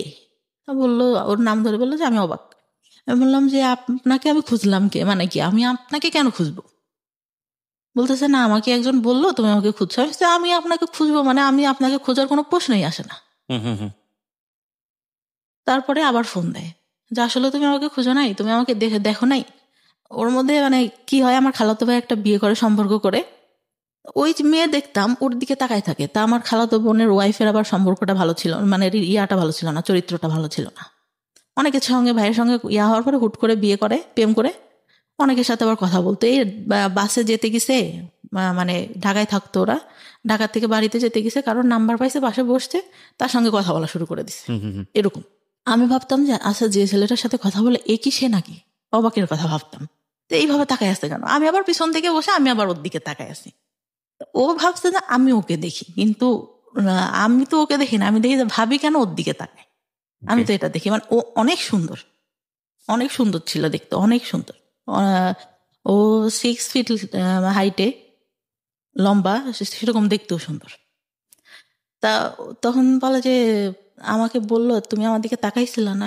আমি তো তাকাইছিলাম না। তখন আমি এটা খুলেই বলি যে এরকম এরকম, আমি ভাবছি যে ভাবি আপনাকে দেখে কেন তাকায়, আপনার সঙ্গে কি কথা বলে কিনা। তা বলে না, আমার সঙ্গে কথা বলে না, আমি জাস্ট তোমাকে অনেক ভালো লাগে এই জন্য। আমি পরে বলি যে ভাইয়া আপনি আমার সাথে কথা বলবেন ঠিক আছে, আমি সব কিছু বলি যে আমার কিন্তু আগে অনেকগুলো রিলেশন ছিল, অনেকের সঙ্গে আমি কথা বলতাম, এইগুলো কিন্তু আপনি জানেন এলাকায় যেহেতু এইগুলো আসতে পারে, আর আপনি এইগুলো নিয়ে পরে সমস্যা করবেন, সম্পর্ক করলেও এটা কিন্তু হবে না। পরে ও বলে যে আচ্ছা ঠিক আছে, সমস্যা করবো। মানে যখন রিলেশন হইলো, কথাবার্তা হইতো, ফিজিক্যালি কোনো কিছু না, শুধু এমনিতেই কথা হইতো। কিছুদিন পরে ঠিক সেই কথাগুলো শুরু করলো, কেন করছো, আমার ফ্রেন্ডরাও তো এর মধ্যে আছে, কথা বলছো কেন? ও বলছে যে তোমার সাথে থাকছে, এগুলো বলছে, এই করছে ওই করছে, আমার তো এগুলো নিতে কষ্ট হবে। মানে সবাই আপনার নামে বদনাম করতো, বদনাম যেটা, কিন্তু সামনে কখনো কিন্তু ভাই কেউ বলেনি, কারণ বাবার একটা ইয়া ছিল, কখনো কেউ বলবে এরকম না। কিন্তু গেলে পারে এই মেয়েটা ভালো না, এই মেয়ের চরিত্র ভালো না, পরে এরকম বলতো। তারপর আমি ওর কাছে বিশ্বাস করবে না, সব ঘটনা বলি, সব আমার ছোটবেলা থেকে কি হয় না হয় আমি সবকিছু বলি। আচ্ছা, ও মানে একটা পর্যায়ে কি হলো ভাই, ওইগুলা নিয়েও কথা বলা শুরু করলো। ওই আপনার সঙ্গে ঝগড়া হতো, এগুলো নিয়ে খোটা দিত, এগুলো নিয়ে খোটা দিত। মানে ওইগুলা চাচাদের কথা না নিয়েও বাইরে যে ছেলেদের সঙ্গে কথা বলতাম, এগুলা নিয়ে খোটা দেওয়া শুরু করলো। আমি তখন অনেক কাঁদতাম যে তোমার তো আমি সব বলছি, দুনিয়ার কেউ কিছু জানুক না জানুক তুমি তো জানো, তাহলে কেন এইগুলা বলো? আর তুমি যদি আমার লাইফে আগে আসতে তাহলে তো আমি এগুলা করতাম না। আমি তো তোমাকে ভালো করে চিনতাম না, স্কুলে গেছি একটু দেখছি, এই যা তুমি আগে বলতো আমার সাথে রিলেশন করবা, তুমি তো অনেক আগে ছিল না, কারণ আমি তো ছোট, তুমি তো আমার থেকে বড় হবা। পরে ভাই আমার ফার্স্ট বিয়ের ইয়াটা আসে, হুট করেই আমাকে বিয়ে দিয়ে দেয়। আমার কাছে জিজ্ঞাসাও করেন না যে আমি পছন্দ করি কিনা। কিভাবে হয় বিয়েটা? আমাদের এখানে কোন ক্লাসে তখন আপনি? Inter first year. ওকে। আমার তখন ভাই বিয়ের বয়সটাও হয়নি। মানে আমার মাকে এসে একজন বলতো যে মানে সে হচ্ছে মুরগি দিয়ে যেত আমাদের বাসায়। বলে যে আপনার মেয়েটা তো অনেক সুন্দর, ছেলেটা অনেক সুন্দর, বাইং হাউসে চাকরি করে, আপনার মেয়েকে বিয়ে দিয়ে দিই। তা আমি বলে যে খোঁজ খবর না নিয়ে আর আমি এগুলো জানি না, ওর বাবা শুনলে রাগ করবে। তা আব্বুকে বলে, আম্মু হয়তো কোনোভাবে কনভিন্স করে বললে আম্মু আমার ভাইয়াকে পাঠায়। ভাইয়ারা ঈদের মধ্যে মানে বিয়ের পরে ভাইয়া বাসাতেই থাকে, ভাইয়া চাকরি একটা করতো সেটা আবার ছেড়ে দেয়। পরে ভাইয়া যায়, যে কি করে ওকে বলে যে আশেপাশ থেকে খোঁজ নিতে, ও কি করে ওই বাসায় ঢুকে যায়। পরে ছেলের ছোট ভাইয়ের কাছ থেকে সবকিছু দেখে, তাদের বাড়ি টাড়ি দেখে অনেক মানে টাইস করা ইয়া করা, ফুল ওয়াল উপরে টিন শিট, তার মধ্যে টাইস করা ইয়াটিয়া অনেক ভালো, ভাইয়া পছন্দ করে। তার ছেলে আসে দেখতে, তার একদিন না দুদিন পরে। ভাই আমি তো ছেলে মানুষকে তাকায় দেখবো, লজ্জার একটা ব্যাপার। আমাকে শাড়ি টাড়ি পরানো হয়, তা আমি তাকাই না কখনো। উনি আমার কাছে জিজ্ঞাসা করে ঠিকানা এইগুলা নর্মালি যেগুলা জিজ্ঞাসা করে, বা চুল দেখাবে সেই এইসব কিন্তু কিছু বলে না। এমনি নাম টাম জিজ্ঞাসা করলো, ইয়া করলো, অনেক পছন্দ হয়েছে। পছন্দ হইলে মানে আমার মায়েরও অনেক পছন্দ, বাবারও অনেক পছন্দ ছেলেকে দেখে। কিন্তু ছেলেটা ভাই আমার থেকে মনে হয় 17-18 বছরের বড় হবে। 17-18 বছরের বড় হবে। তখন তারা কি করলো যে বিয়ে করবে। আবু বলে যে আচ্ছা বিয়ে না, আমার একটাই মেয়ে, আমি অনেক বড় করে অনুষ্ঠান করব, আমরা এমনিতে শুধু কাবিন রেজিস্ট্রেশন করে রাখি। রেজিস্ট্রি করা হয়, কবুল টবুল বলা হয় না। ওই ছেলেদের তখন রাতে ওইখান থেকে চলে যায়। আমি অনেক কান্না করি ভাই, আমি তখন বলতে পারি না যে এই ছেলের সাথে আমার সম্পর্ক আছে, আমি একে ছাড়া থাকতে পারবো না। পরে তার মধ্যেও আমার যে চাচা আসে, ছোট চাচা আসে, ঈদে আসে, এই আসে সেই আসে, কন্টিনিউ এটা চলতে থাকে। আচ্ছা। পরে বিয়ে দেওয়ার পরে হুট করে দিয়ে দিল। আমার সবাইরে ফোন দিয়ে বললাম, আমার বড় চাচা বলে যে কি ব্যাপার, তুই বিয়ে দিলি আমাদের কাছে তো জিজ্ঞাসা করবি। পরে যাওয়ার পরে আব্বু একটা ফোন দিল, ওই কন্টিনিউ কথা হইতো ছেলেটার সঙ্গে। কথা বলার আগে অন্যই যখন চলে যায় তার পরের দিন আমার ফুপুরা আসে, সবাই আসে আমাকে। আমি বললাম যে ভাই ছবিটা দেখি ছেলেটার। আমার যখন দেখাইলো আমি শুধু ভাইকে বললাম তোরা কি করলি। মানে এটা বিয়ে হওয়ার পরে গিয়ে আপনি ছবি দেখলেন ছেলেটার? আমি তখন তাকাই দেখিনি ভাই, মানে আমি লজ্জাতে কি তাকাই দেখব। আমাকে জিজ্ঞাসা করছে, আমি মাথা নিচু করে যতটুকু বলার বলছি। ছেলেটা হাইট টাইট লম্বা টম্বা সুন্দর ছিল, কিন্তু অত বয়স ভাই, বয়সের তো একটা ছাপ মুখের উপর পড়ে। তো বিয়ে হয়ে যায় ওইভাবে। আমি সেদিন আমার যার সাথে সম্পর্ক ছিল ওকে ফোন দিয়ে আমি অনেক কান্না করি। ঈদের পরে ও বাড়িতেই ছিল, ঢাকায় পড়ালেখা করতো। ও শুধু বলে যে যা হবার হয়ে গেছে, এখন আমি কি করবো। আমি তো মানে আমার ভাইয়ের সাথে ওর আবার অনেক ভালো সম্পর্ক ছিল। আমি তো ভাইয়াকে ফোন দিছিলাম যে ভাই কি করেন। এখন ভাইয়া তো আর আমাদের সম্পর্কের কথা জানে না, হয়তো অনেকের কাছ থেকে শুনতে পারে, তাছাড়া তো আর কিছু জানে না। বললো যে ওকে দেখতে আসছে, হয়তো বিয়ে হয়ে যাবে, আমি বাড়িতে। তা বলতেছে ও নাকি জিজ্ঞাসা করে আমাকে, যত দূরও বলে যে খোঁজ খবর নিছেন কি করে ছেলে, যে হ্যাঁ ভালোই।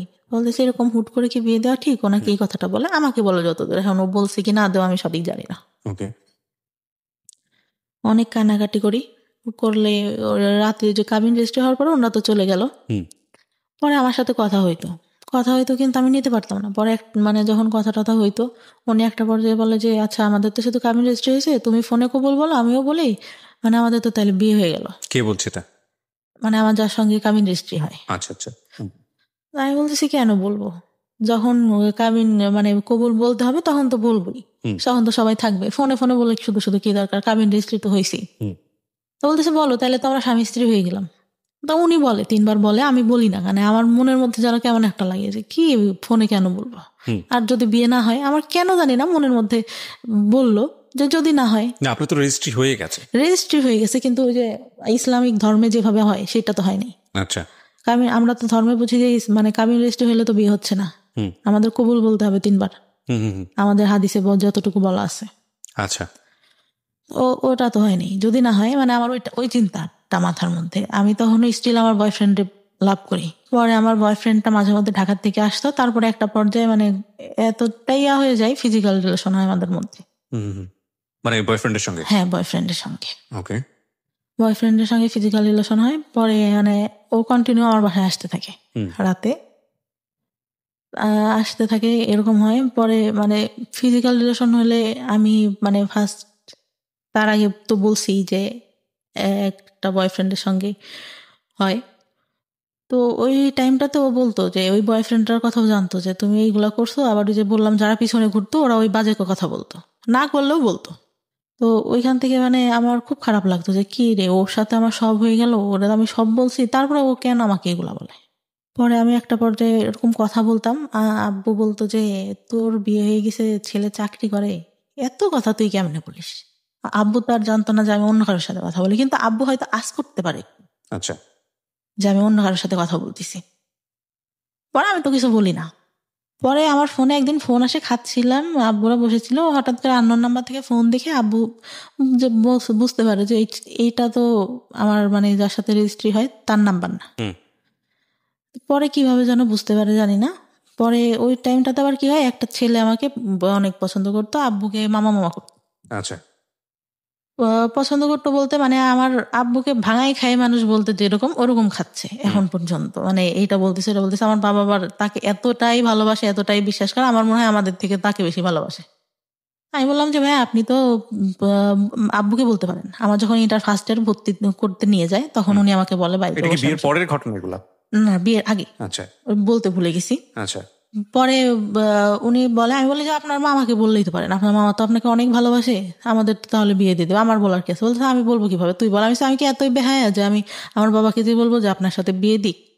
আর আপনি মানে আমি এরকম করে বলি যে আমি হয়ে দেখতেছি আপনাকে এরকম। আপনার গার্লফ্রেন্ড ছিল আমার ছোট চাচির সঙ্গে পড়তো, ওনার গার্লফ্রেন্ডটা, আপনার গার্লফ্রেন্ড আমার ছোট চাচির সাথে পড়ে, আমি যখন ছোট তখন থেকে দেখতেছি, আমি হয়ে আমার বুদ্ধি হওয়ার পর থেকে আপনি এরকম, আপনাকে কেন বিয়ে করবো। তোর কথায় কথা বলে তুই তো তাহলে প্রেম করিস নি। আসে প্রেম করি না করে এটা কোনো কথা না, আমার মা বাবা যার সাথে দেবে তার সাথে আমি থাকবো। পরে ভাই কি করে, বিয়েটা হওয়ার পরে উনি কি করলো, ওই ভাইয়াটাই মানে কার কাছ থেকে খোঁজ খবর নিতে জানি না, তাদের জমি জায়গা নাই, হ্যান নাই তেন নেই, এসব বলে বিয়েটা 5 মাসের মাথায় ভেঙে দেয়। মানে আপনার যে রেজিস্ট্রি হয়েছিল সেই বিয়েটা হ্যাঁ, ভেঙে বিয়ে দেয়? ভেঙে দেয়। আচ্ছা। তা আব্বু ওই বয়ফ্রেন্ডটার কথা জানতে পারে এক পর্যায়ে, আমি বলি আব্বুর কাছে বিয়েটা ভাঙার আগে, তা বলে যে তাহলে বিয়েটা ভেঙে দিয়ে ওর সাথেই তোর বিয়ে দিই, এরকম করে বল। কিন্তু ভাইয়া কি করলো, বিয়ে ভাঙার পরে ওই ছেলের সঙ্গে আমাকে বিয়ে দেবে না, অন্য জায়গায় বিয়ে দেবে, এই ছেলের সাথেও দিবে। আচ্ছা। আমি আমার বয়ফ্রেন্ডের কাছে বললাম, বয়ফ্রেন্ড তখন কি করতো, পেশায় কি ছিল? কিছুই করে না? পড়ালেখা করতাম, আচ্ছা। ইঞ্জিনিয়ারিং করতেছিল। তা ও বললো যে আমি তো চাকরি বাকরি করি না, আর আমার মা মেনে নিবে না, তোমার বিয়ে ভেঙে দিছে, এটা জানলে তো আমার মা নিবেই না। আসলে ভাই কথাটা ছিল হচ্ছে, আমার যতটুকু দরকার ছিল ও তো আমার কাছ থেকে পাইছে, আমাকে কেন বিয়ে করবে, আমার যতটুকু ধারণা এখন বুঝি। পরে আমি অনেক কান্না করতাম যে আমি আব্বুকে বললাম তোমার কথা, তুমি এখন এইগুলা কেন বল। বলছে আমার পক্ষে সম্ভব না তোমাকে বিয়ে করা, তারা তুমি আমার ফ্রেন্ডদের সাথেও কথা বলতা, এইগুলা তোমাকে নিয়ে যখন সংসার করবো তখন মনে পড়লে আমি এটা মেনে নিতে পারবো না। আচ্ছা। তাই বলে। পরে একটা পর্যায়ে কি হলো, আমি মানে কথা বলাটা আস্তে আস্তে বাদ দিয়ে দিলাম। আর খুব মনে পড়তো, মাঝে মধ্যে কান্নাকাটি করতাম। ও মানে ভাইয়া অকথ্য ভাষায় আমাকে গালাগালি করতো। আপনার বয়ফ্রেন্ড? হ্যাঁ, এত বাজে বাজে বাজে বকাবকি করতো ভাইয়া, আমি নিতে পারতাম না। অনেক কান্নাকাটি করতাম যে আমি তো তোমার আমার জীবনের এমন কোনো ঘটনা নাই যে বলি নাই, তুমি এইগুলা কেন করতেছো। এগুলোর জন্য আসলে একটা ফ্যামিলি এডুকেশন প্রয়োজন হয়। মানে বিয়ের আগে ধরনের অনৈতিক সম্পর্কে না জড়ানো, বা শেয়ারিং এর জায়গা থেকে আসলে কতটুকু শেয়ার করব, যাকে শেয়ার করছি সে আসলে এতটুকু আস্থার জায়গা আছে কিনা। সো এগুলোর জন্য আসলে একটা ফ্যামিলি আন্ডারস্ট্যান্ডিং এর প্রয়োজন হয়, ফ্রেন্ডশিপের প্রয়োজন হয়, এবং একটা ফ্যামিলি আমার এডুকেশনের স্কুল প্রয়োজন হয়। জীবনে ভাইয়া একটা বান্ধবী ছিল, অনেক ভালো। ও ক্লাস 4 থেকে চলে যায়, তারপর থেকে আমার কোনো ভালো বান্ধবী জীবনে আসেনি। রাইট। আপনি যে ভুলগুলো করেছেন আসলে ভুল করতে করতে শিখেছেন, তার আগে আপনি না না, কেউ বলবে বুঝাবে এরকম কেউ ছিল না। রাইট। তারপরে কি হলো? পরে একটা পর্যায়ে এরকম বাদ দিতাম, আর আমি মাঝে মধ্যেই ফোন দিলে ওরকম বাজে বাজে কথা বলতো। পরে মানে ওই বিয়েটা ভেঙে গেলে আমি আবার আব্বুকে বললাম যে আচ্ছা যাই হয়েছে হয়েছে, ও তো আমাকে কি করবে না। আর আমি মানে চিন্তা করে দেখলাম, আব্বুকে বললাম যে ও বলতিছে এই কথাগুলা, তার থেকে বিয়ের পরে যদি অশান্তি করে তার থেকে এখন হয়তো বাদ দিয়ে দেওয়াই ভালো। ওই আগে আমার যে কাবিন রেজিস্টার হয়, ওই ছেলেটা আবার মানে আমাকে খুব ভালোবাসতো, আর ওর বাবা আমাকে অনেক আদর করতো ভাই। মানে আমার মনে হলো যে আর একটা বাবা পাইছে আমার জীবনে, মনে এত ভালো লোকটা ছিল। মা ছাড়া কথা বলতো না আমার সঙ্গে কখনো, প্রত্যেকটা দিন আমি ফোন না দিলেও সে ফোন দিয়ে কথা বলতো। তা আমি একটা পর্যায়ে বললাম যে এতদিন কথা বলছি, আমার চাচাদের বললাম, আমার ফুফাদের বললাম যে আপনারা আব্বুকে দেখেন ম্যানেজ করতে পারেন কিনা, ওই ছেলের সঙ্গে আমি কথা বলি। তখনও মানে কাবিন রেজিস্ট্রি হয়েছিল ওই ছেলেটার সাথে। ও বলে যে আচ্ছা তোমার বাসা থেকে যদি দেয় আমি তোমাকে নিব, কারণ আমি তোমার অনেক ভালোবেসে ফেলছি। পরে ইয়া করার পরে কি হয়, আব্বু রাজি হইলো যাও, ওদের বাসায় গেল, ছেলে বাসায় নেই। আমার চাচা ফুপা ফোন দেয়, ছেলে ফোন ধরে না। ওর সেদিন ওর ভাবিরা ওর মারাও নাকি ভালো ব্যবহার করে না, ওর বাবা শুধু ভালো করে কথা বলে। পরে আমার চাচারা এসে বললো যে ওই ছেলে বিয়ে করবে না, হয়তো বিয়ে করতে চেয়ে ভেঙে দিবে এরকম। আচ্ছা। পরে ওই ছেলেটা আবার ফোন দিয়ে চাচাদের বলে আচ্ছা আমি একটু বাইরে ছিলাম এই জন্য ফোন, তুই ফোন ধরতা, বাইরে ছিল আমাদের সামনে আসা নাই, ঠিক আছে। একটা কথা কি ভাইয়া, যেটা সত্যি কথা, ওই ছেলেটার অনেক বয়স ছিল, এই জন্য মূলত চাচাদের সামনে আসেন। ও ভাবছে যে এত ছোট মেয়েকে আমি বিয়ে করছি, আমার সাথে হয়তো দেখার পরে দিবে না, এই জন্য সে ভয় সামনেই আসে নাই। আচ্ছা। আমি একদিন বিয়ের পরে যখন বিয়েটা ভাঙে নাই তখন বলি যে আপনার বয়স এত বেশি, আপনি আমাকে বিয়ে করলেন, আপনি তো দেখছেন আমি তো তখন তাকাই দেখি না, আপনি তো দেখছিলেন যে আমি তাকাইও দেখি নাই, আপনার কি এটা ঠিক হয়েছে? বলে আসলে এখন বুঝতেছি ঠিক হয় নাই, তারপরে তোমার কি মানে বিয়েটা ভেঙে দিব? না, মেয়েদের জীবনে একবারে আমাদের যে ফ্যামিলি যে স্ট্যাটাস ছোটবেলা থেকে দেখে আসতেছি, একটা মেয়ের বিয়ে ভেঙে গেলে পরে আর ভালো বিয়ে হয় না। ছেলেটা বয়স বেশি হলেও, যেটা সত্যি কথা আমার লাইফে দেখা, শ্রেষ্ঠ মানুষ ছিল, এত ভালো কথা। আর তাকে আমি ফোনে আমার বলা লাগতো না, 1 সপ্তাহ পর পর ফোনের টাকা লুট দিয়ে দিচ্ছে, ফোন দিলে কোনোদিনও ধরতো না, কেটে ব্যাক করতেছে। আচ্ছা, এরকম ছিল। পরে কি করলো, আমাদের যেদিন মানে বিয়ের কথা ছিল, ওদের ওই দিক থেকে দাওয়াত টাওয়াত সব দেওয়া শেষ, তার মধ্যে তো বিয়েই করে দিয়েছে, কিন্তু আমাদের এদিকে কোনো প্রোগ্রামই না। মূলত আমার বিয়েটা ভাঙে আমার বাবা ওই ছেলেটার কথা শুনে, আর হচ্ছে ভাইয়ের বিয়ে দেওয়ার পরে আমার বাবার হাতে হয়তো অত টাকা ছিল না, সে গল্প দিছে যে আমার একটাই মেয়ে, অনেক বড় করে হ্যান করবো ত্যান করবো, কোনো কিছু করতে পারবে না, এইটা কারণ ছিল। পরে হুট করে ছোট চাচা নিয়ে আসে, যে আমাকে মানে ছোটবেলা থেকে ফিজিক্যালি টর্চার করতো, সে নিয়ে আসে। তা নিয়ে আসলে আমার বাবা বলে যে সব কাপড় কেন পরে আসিস, ভালো কাপড় পরতে পারিস না? বাসার উপর কি পরবার? আচ্ছা ভালো কাপড় পরতে, তা আমি মানে তখন একটু আন্দাজ হয় যে ভালো কাপড় কেন পরতে বলতিছে। তো নিয়ে আসলে ছেলেটা এত সুন্দর করে এত ভঙ্গিমায় কথা টথা বললো, আমাকে শাড়ি পরায় আবার সেই সামনে নিয়ে বসাইলো, সবকিছু জিজ্ঞাসা করলো। আমি ওনার ভঙ্গিমা দেখে, কথা বলা দেখে, দেখতে সুন্দর ছিল আমার, মানে ভালোই, মানে একটা বার তাকাইছিলাম, ভালোই লাগলো। এর থেকে একটু বয়সী হবে, তারপরও বয়সের ডিস্টেন্স আমাদের 15 বছর মতো। তা আমাকে পরে হচ্ছে ওদের বাসার থেকে দেখতে আসবে, এর মধ্যে ওই ছেলে আমাদের মানে সবকিছু, আমার বাবা সবকিছু খোঁজ নিছে এক রাতের মধ্যে, একদিনের মধ্যে। আর নেওয়ার পরে ওরা বাসার থেকে আসে, আমি আবার বলি যে আমার যে আগে একটা ইয়া হয়েছিল, এটা কি বলা হয়েছে কিনা। আমার মাকে জিজ্ঞাসা করলাম যে আমি কিন্তু পরে এবার বিয়ের পরে সমস্যা হবে, এটা কিন্তু আমি মেনে নেব না। পরে ঘটককে বলে, ঘটক আবার বলে যে না, বলা হয়নি। তা বলে যে আচ্ছা তাহলে আমি বাবু বলে যে আচ্ছা বলো, যদি বললে যদি করলো নাইলে নাই, বিয়ে করলে। পরে বিয়ে দেওয়া, উনি ওনাকে বলছে, উনি সবার কাছে খোঁজ নিচ্ছে, কিন্তু সবাই তো জানে যেহেতু ফ্যামিলিটা ভালো, জানে, সবাই বলছে যে না উঠাই নাই, শুধু ওদের কাবিন রেজিস্ট্রি হয়েছিল। ছেলে বিয়ের আগে আসলো, ওদের বাসার থেকে সবাই আসলো, এসে ওর বাবা অনেকে, মানে আমার তারপর ঈদের পরে ছিল, কোরবানি ঈদের পরে মেবি, ওই দুনিয়ার লোক এসে মনে হচ্ছে আমি একটা কার্টুন বসে আছি, আমাকে দেখতেছে। কি দেখতেছে, ছেলের নানা ছিল, আমার চুল ধরে ঘোমটা নামায়, এইটা ওইটা, আমার খুব বিরক্ত লাগছে। কি রে চুল ধরবে, এইটা কি চুল ধরার যুগ নাকি? 2015 সাল চিন্তা করেন, আমার চুল ধরে হাঁটা দেখতেছে, কেমন মেজাজটা গরম হতে পারে তখন। আমার খুব মেজাজ খারাপ হয়, আমি রেগে যখন বের করে দেয় আমি আসি, চলে আসি। আমার চাচাতো ভাইরা বলতেছে আপুর কি হয়েছে, আপু কেন রাগ করছে? আমার চাচাতো ভাই বড় চাচার ছেলে, আমার থেকে বয়সে ছোট, মানে আমাদের বাবা আগে বিয়ে করে তো এই জন্য। আমাকে অনেক ভালোবাসে, বুবু বলে ডাকে। বুবুর কেন রাগ করছে, বুবু কি হয়েছে, চুল কেন ধরে দেখলো, আমার হাঁটা কেন দেখলো, আমি কি ইয়া নাকি, এরকম করে বলি। পরে তাদেরও পছন্দ হয়, বিয়ে পরে সেদিন বিয়ে পড়াই দিল একদম। আগেরটা ডিভোর্স হয়েছিল? হ্যাঁ, ডিভোর্স হয়ে গেছে। তার মনে হয় ভাইয়া 1 সপ্তাহের মাথায় আমার বিয়ে দিয়ে দিল। ডিভোর্স হলেও তো 3 মাস সময় লাগে, ওয়েট করতে হয়। হ্যাঁ, তুই কি করলো, বিয়ে দিয়ে দিল। আর আব্বুর একটু ক্ষমতা ছিল, বললাম না, একটু পলিটিক্যালি ইয়া ছিল, ও ওই জন্য কেউ আর কিছু বল টলে নাই, ইয়া করে নাই। কিন্তু ওই ছেলেরা নেওয়ার জন্য অনেক লোক দিয়ে খবর পাঠাইছে, ত্যান করছে, কিন্তু এদিক থেকে আমাদের এদিক থেকে কোনো কথা ইয়া হয়নি।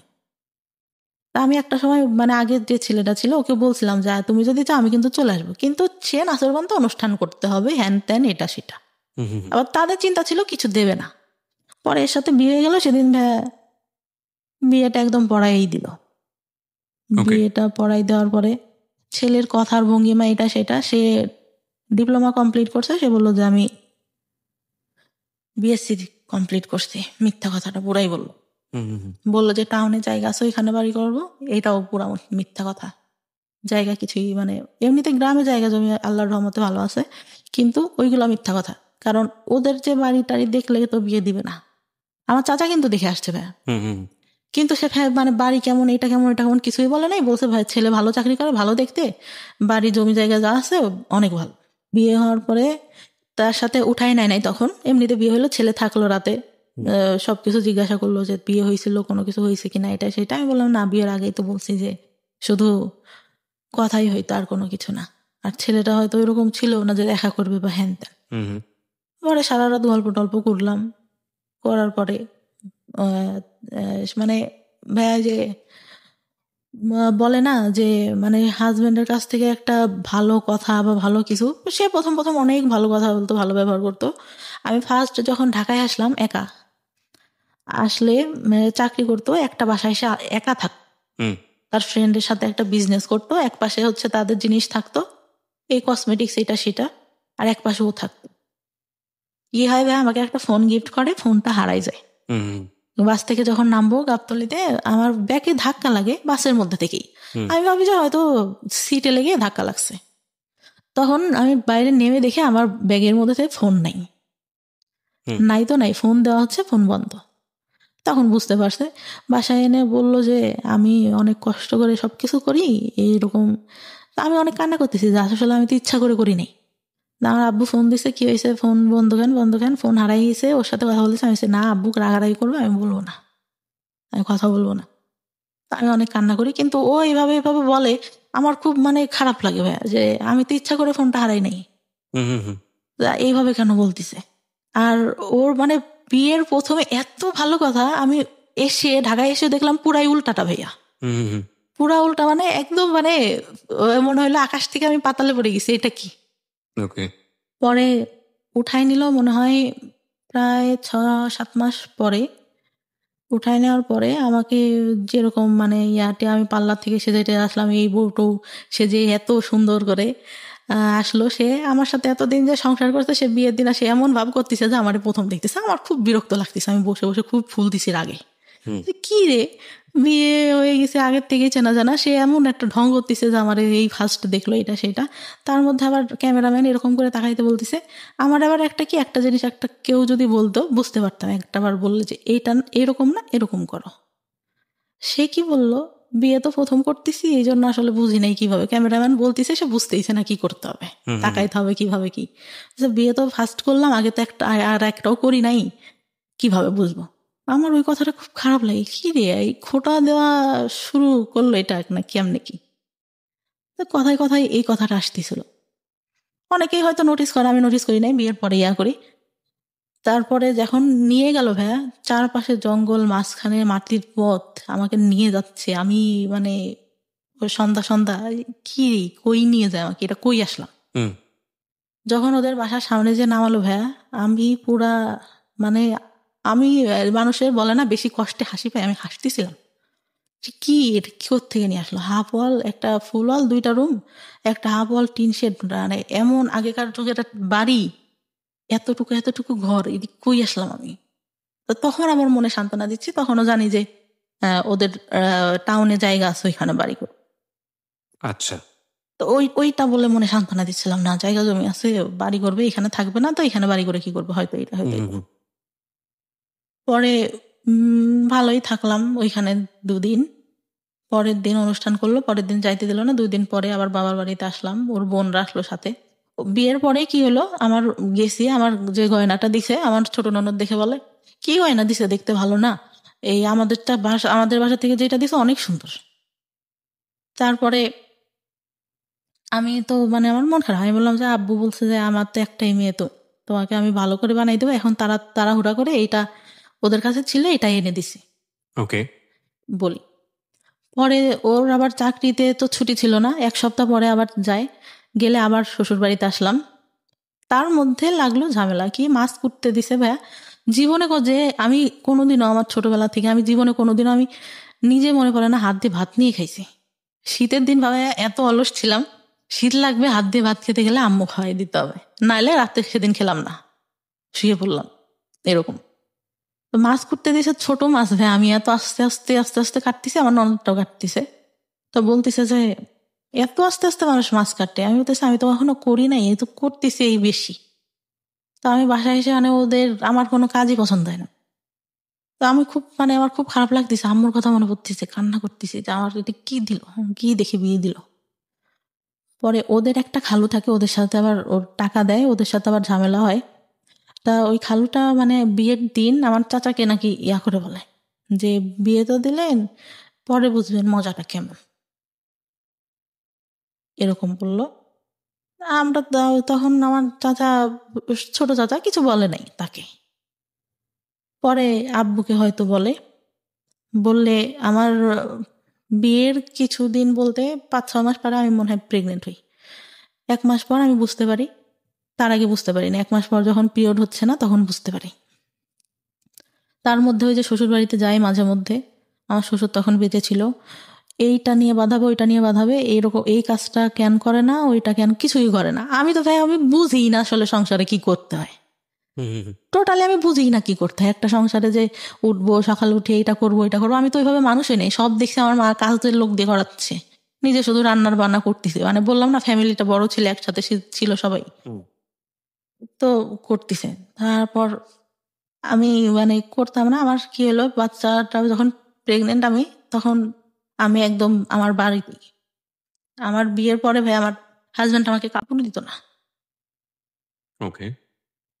টোটালি বলতে আমি গেছি, আমার একটা জামা সবসময় পরার জন্য 500-550 টাকা দাম হবে,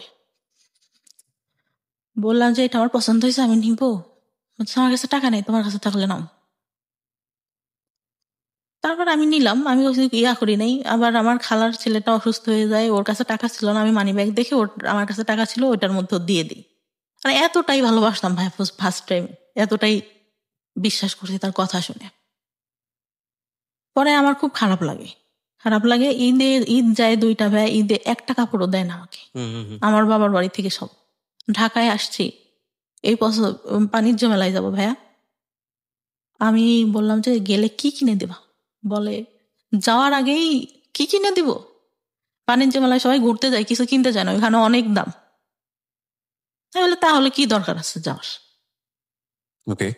পরে আমি আম্মুরে ফোন দিয়ে কান্না করতেছিলাম, আব্বু আবার বিকাশে 2000 টাকা পাঠায় ওর, যে ও গেলে যা যা কিনতে যায় কিনে দিও। পরে যাই ওখান থেকে একটা হাতের ব্রেসলেট, একটা পাইল কিনে আর একটা আংটি কিনি। তো ও মানে আমাকে নিয়ে যাওয়ার পরে ভাইয়া শুধু গ্রাউন্ড দিয়ে ঘুরাচ্ছে, এই যে সব আগে ঘুরে দেখো। দোকান যখন বন্ধ হয়ে যাচ্ছে তাড়াহুড়া করে ওই 3টা জিনিস নেই, নিয়ে আসার পরে যে প্রেগনেন্ট, তখনও জানি না প্রেগনেন্ট। আসি আবার যাই ওই শ্বশুর বাড়িতে, বেশি হলেও 3 থেকে 4 দিন থাকি, তার মধ্যেও ভাই যত সব কাহিনী। আবার এখন পর্যন্ত দুপুরে ঘুমানো আমার শাশুড়ি দেখতে পারে না, এই ঘুমায় দেখে তুই অবস্থা। একটু কাজ করে রসুন পেঁয়াজ ছিলে রাখলে পরে রান্না বান্না করতে তাড়াতাড়ি হয়। ওই তো বললাম না ওইরকম করে দেয়। তারপর আমার চাচা, যেটা বলতে ভুলে গেছি, বিয়ের পরে এই ছেলেটার সাথে যখন বিয়ে হয় ওর চলে গেল, আমার দাদি ছোটবেলা থেকে আমাকে দেখতে পারতো না। এই খাওয়াটা হলে ফুপুরা আসছে, বলবে যে খেতে বসছি, দেখা গেছে সামনে থেকে বাটিটা টান দিয়ে নিয়ে নিত। আপনার ফুপু? আমার দাদি। হ্যাঁ, বলতো যে ওরা তো চলে যাবে, তুমি তো বাসায় খাওয়াই, পরে খাবা, মেয়ে বলে হয়তো দেখতে পারতো না। আমার খুব খারাপ লাগতো, আমার ভাইকে অনেক ভালোবাসতো আমার দাদি। হ্যাঁ, এই যে ডিসক্রিমিনেশন, এটা আমাদের সমাজে আছে। পরে এই বিয়েটা হওয়ার পরে কি হলো, ফুপুরা আসছে সবাই, আমার হাজবেন্ড চলে গেছে তখন ঢাকায়। আমি ঘুম থেকে উঠছি, আমার অনেক গলা ব্যথা, আমার টনসিলের প্রবলেম এখনো, মাঝে মধ্যে ফুলে টুলে যায় একদম, কথা বলতে সমস্যা হয়, কথা বলতে পারি না। তা খেতে গেছি, আমার ভাবি আমার ভাইকে অনেক ভালোবাসে আমার দাদি। আমি খেতে গেছি, মাংসর বাটিটা সামনে আছে, আমি ডাল নিয়ে মাংসটা নিতে গেছি, উনি কোত্থেকে এসে বাটিটা টান দিয়ে সামনে থেকে নিয়ে নিছে, মানে ধরিও নাই আমি। বলতেছে তুমি কি মাংস নিবা, তোমার ফুপুরা খাইছে, যাওয়ার সময় আবার খাবে। আমার খুব কষ্ট লাগে, তখন কষ্ট লাগে। আর আমি তখন বলি যে না থাক, খাবো না। পরে ভাত মানে গলা ব্যথা, তারপরে কষ্টে গলার মধ্যে আর যাচ্ছে না। যে বিয়ে হয়ে 2 দিন মানে সময় পাইলো না, এর আগে থেকে এরকম করতো, এখনো এই ব্যবহারই। বিয়ের পরেও এটা করেছে আমার শারদ দাদি, হ্যাঁ বিয়ের পরে। আচ্ছা না ঠিক আছে। পরে আমার ভাই কি বললো, ভাই কথাটাই আসি, আমার ভাই ছোটবেলা থেকে অনেক আদর করতো, যখন রিলেশন করতাম তখন একটু মানে ওর কাছে খারাপ লাগতো, বলতো ওর কাছে হয়তো কেউ, ও মানে একটু ব্যবহার মাঝে মধ্যে খারাপ করতো, কিন্তু ভালোবাসতো এমনিতে। ঢাকার থেকে যাচ্ছে, এটা নিচ্ছে ওইটা নিচ্ছে। ও বললো যে সংসার করে খাবি তোরা, তোদের মতো মেয়েরা সংসার করে খায়। ঠিক আছে, ছোট ছোট বিষয়গুলো খুবই কষ্টদায়ক। আমার মনে হয় মেয়েদের প্রতি আরো বেশি সহনশীল হওয়া উচিত, সেটা পরিবার থেকে হওয়া উচিত। বাবার জায়গাটা ভয়ানক রকম ভাবে মিসিং, এবং কিছু বিষয় আমরা আজকে এই অনুষ্ঠানে সচেতন ভাবেই তুলে আনতে পারিনি, কারণ আমাদেরও একটা সীমাবদ্ধতা আছে। এক আর 2 নম্বর যেটা, সেটা হচ্ছে যে মা যে ধরনের ভূমিকায় থাকা উচিত ছিল সেটা তো অবশ্যই ছিল না। মানসিক বিকাশ বলতে যেটা বোঝায় এই মেয়েটির, সেটা হয়নি, এবং যে কারণে ওর জীবনে কিছু সিক্রেটস জন্ম নিয়েছে। সেটা হচ্ছে বিয়ের আগে এক ধরনের অনৈতিক সম্পর্কে জড়িয়ে যাওয়া, এবং সেটার রেজাল্টও ভালো না হওয়া। আপনি দেখেন ওর জীবনে কোনো বেস্ট কোম্পানি নেই। একটা ভালো বন্ধু, সেও খুব অল্প সময়ের জন্য, তারপরে সে নাই। যাকে সে লাভ করলো সেই ছেলেটাও তাকে নিতে পারলো না, ইজি হতে পারলো না, তাকে জীবনে রিসিভ করতে পারলো না। যাকে বিয়ে দেওয়া হলো সেটাও একটা ভুল ডিসিশন ছিল ফ্যামিলির, প্রথম বিয়েটা। দ্বিতীয় বিয়েটার ক্ষেত্রে সেটাও হুটহাট করেই বলা চলে, যেই সংসার সে করছে। ইন দ্য মিন টাইম যেই অনৈতিক যে সম্পর্কগুলো তার জীবনে এসছে, সেখানে তার প্রপার এডুকেশনের অভাব ছিল। সবকিছু মিলিয়ে একটা ভজকট জীবন। এবং আমি যে প্রশ্নটা করেছিলাম সেই প্রশ্নের উত্তরে আপনি বলেছেন না। না কেন, সেই গল্পটা তো আসলে, সেই আনসারটা তো আসলে পুরো গল্পই। তারপরেও আমরা আপনার কাছ থেকে শুনতে চাই যে আপনি সুখী না কেন।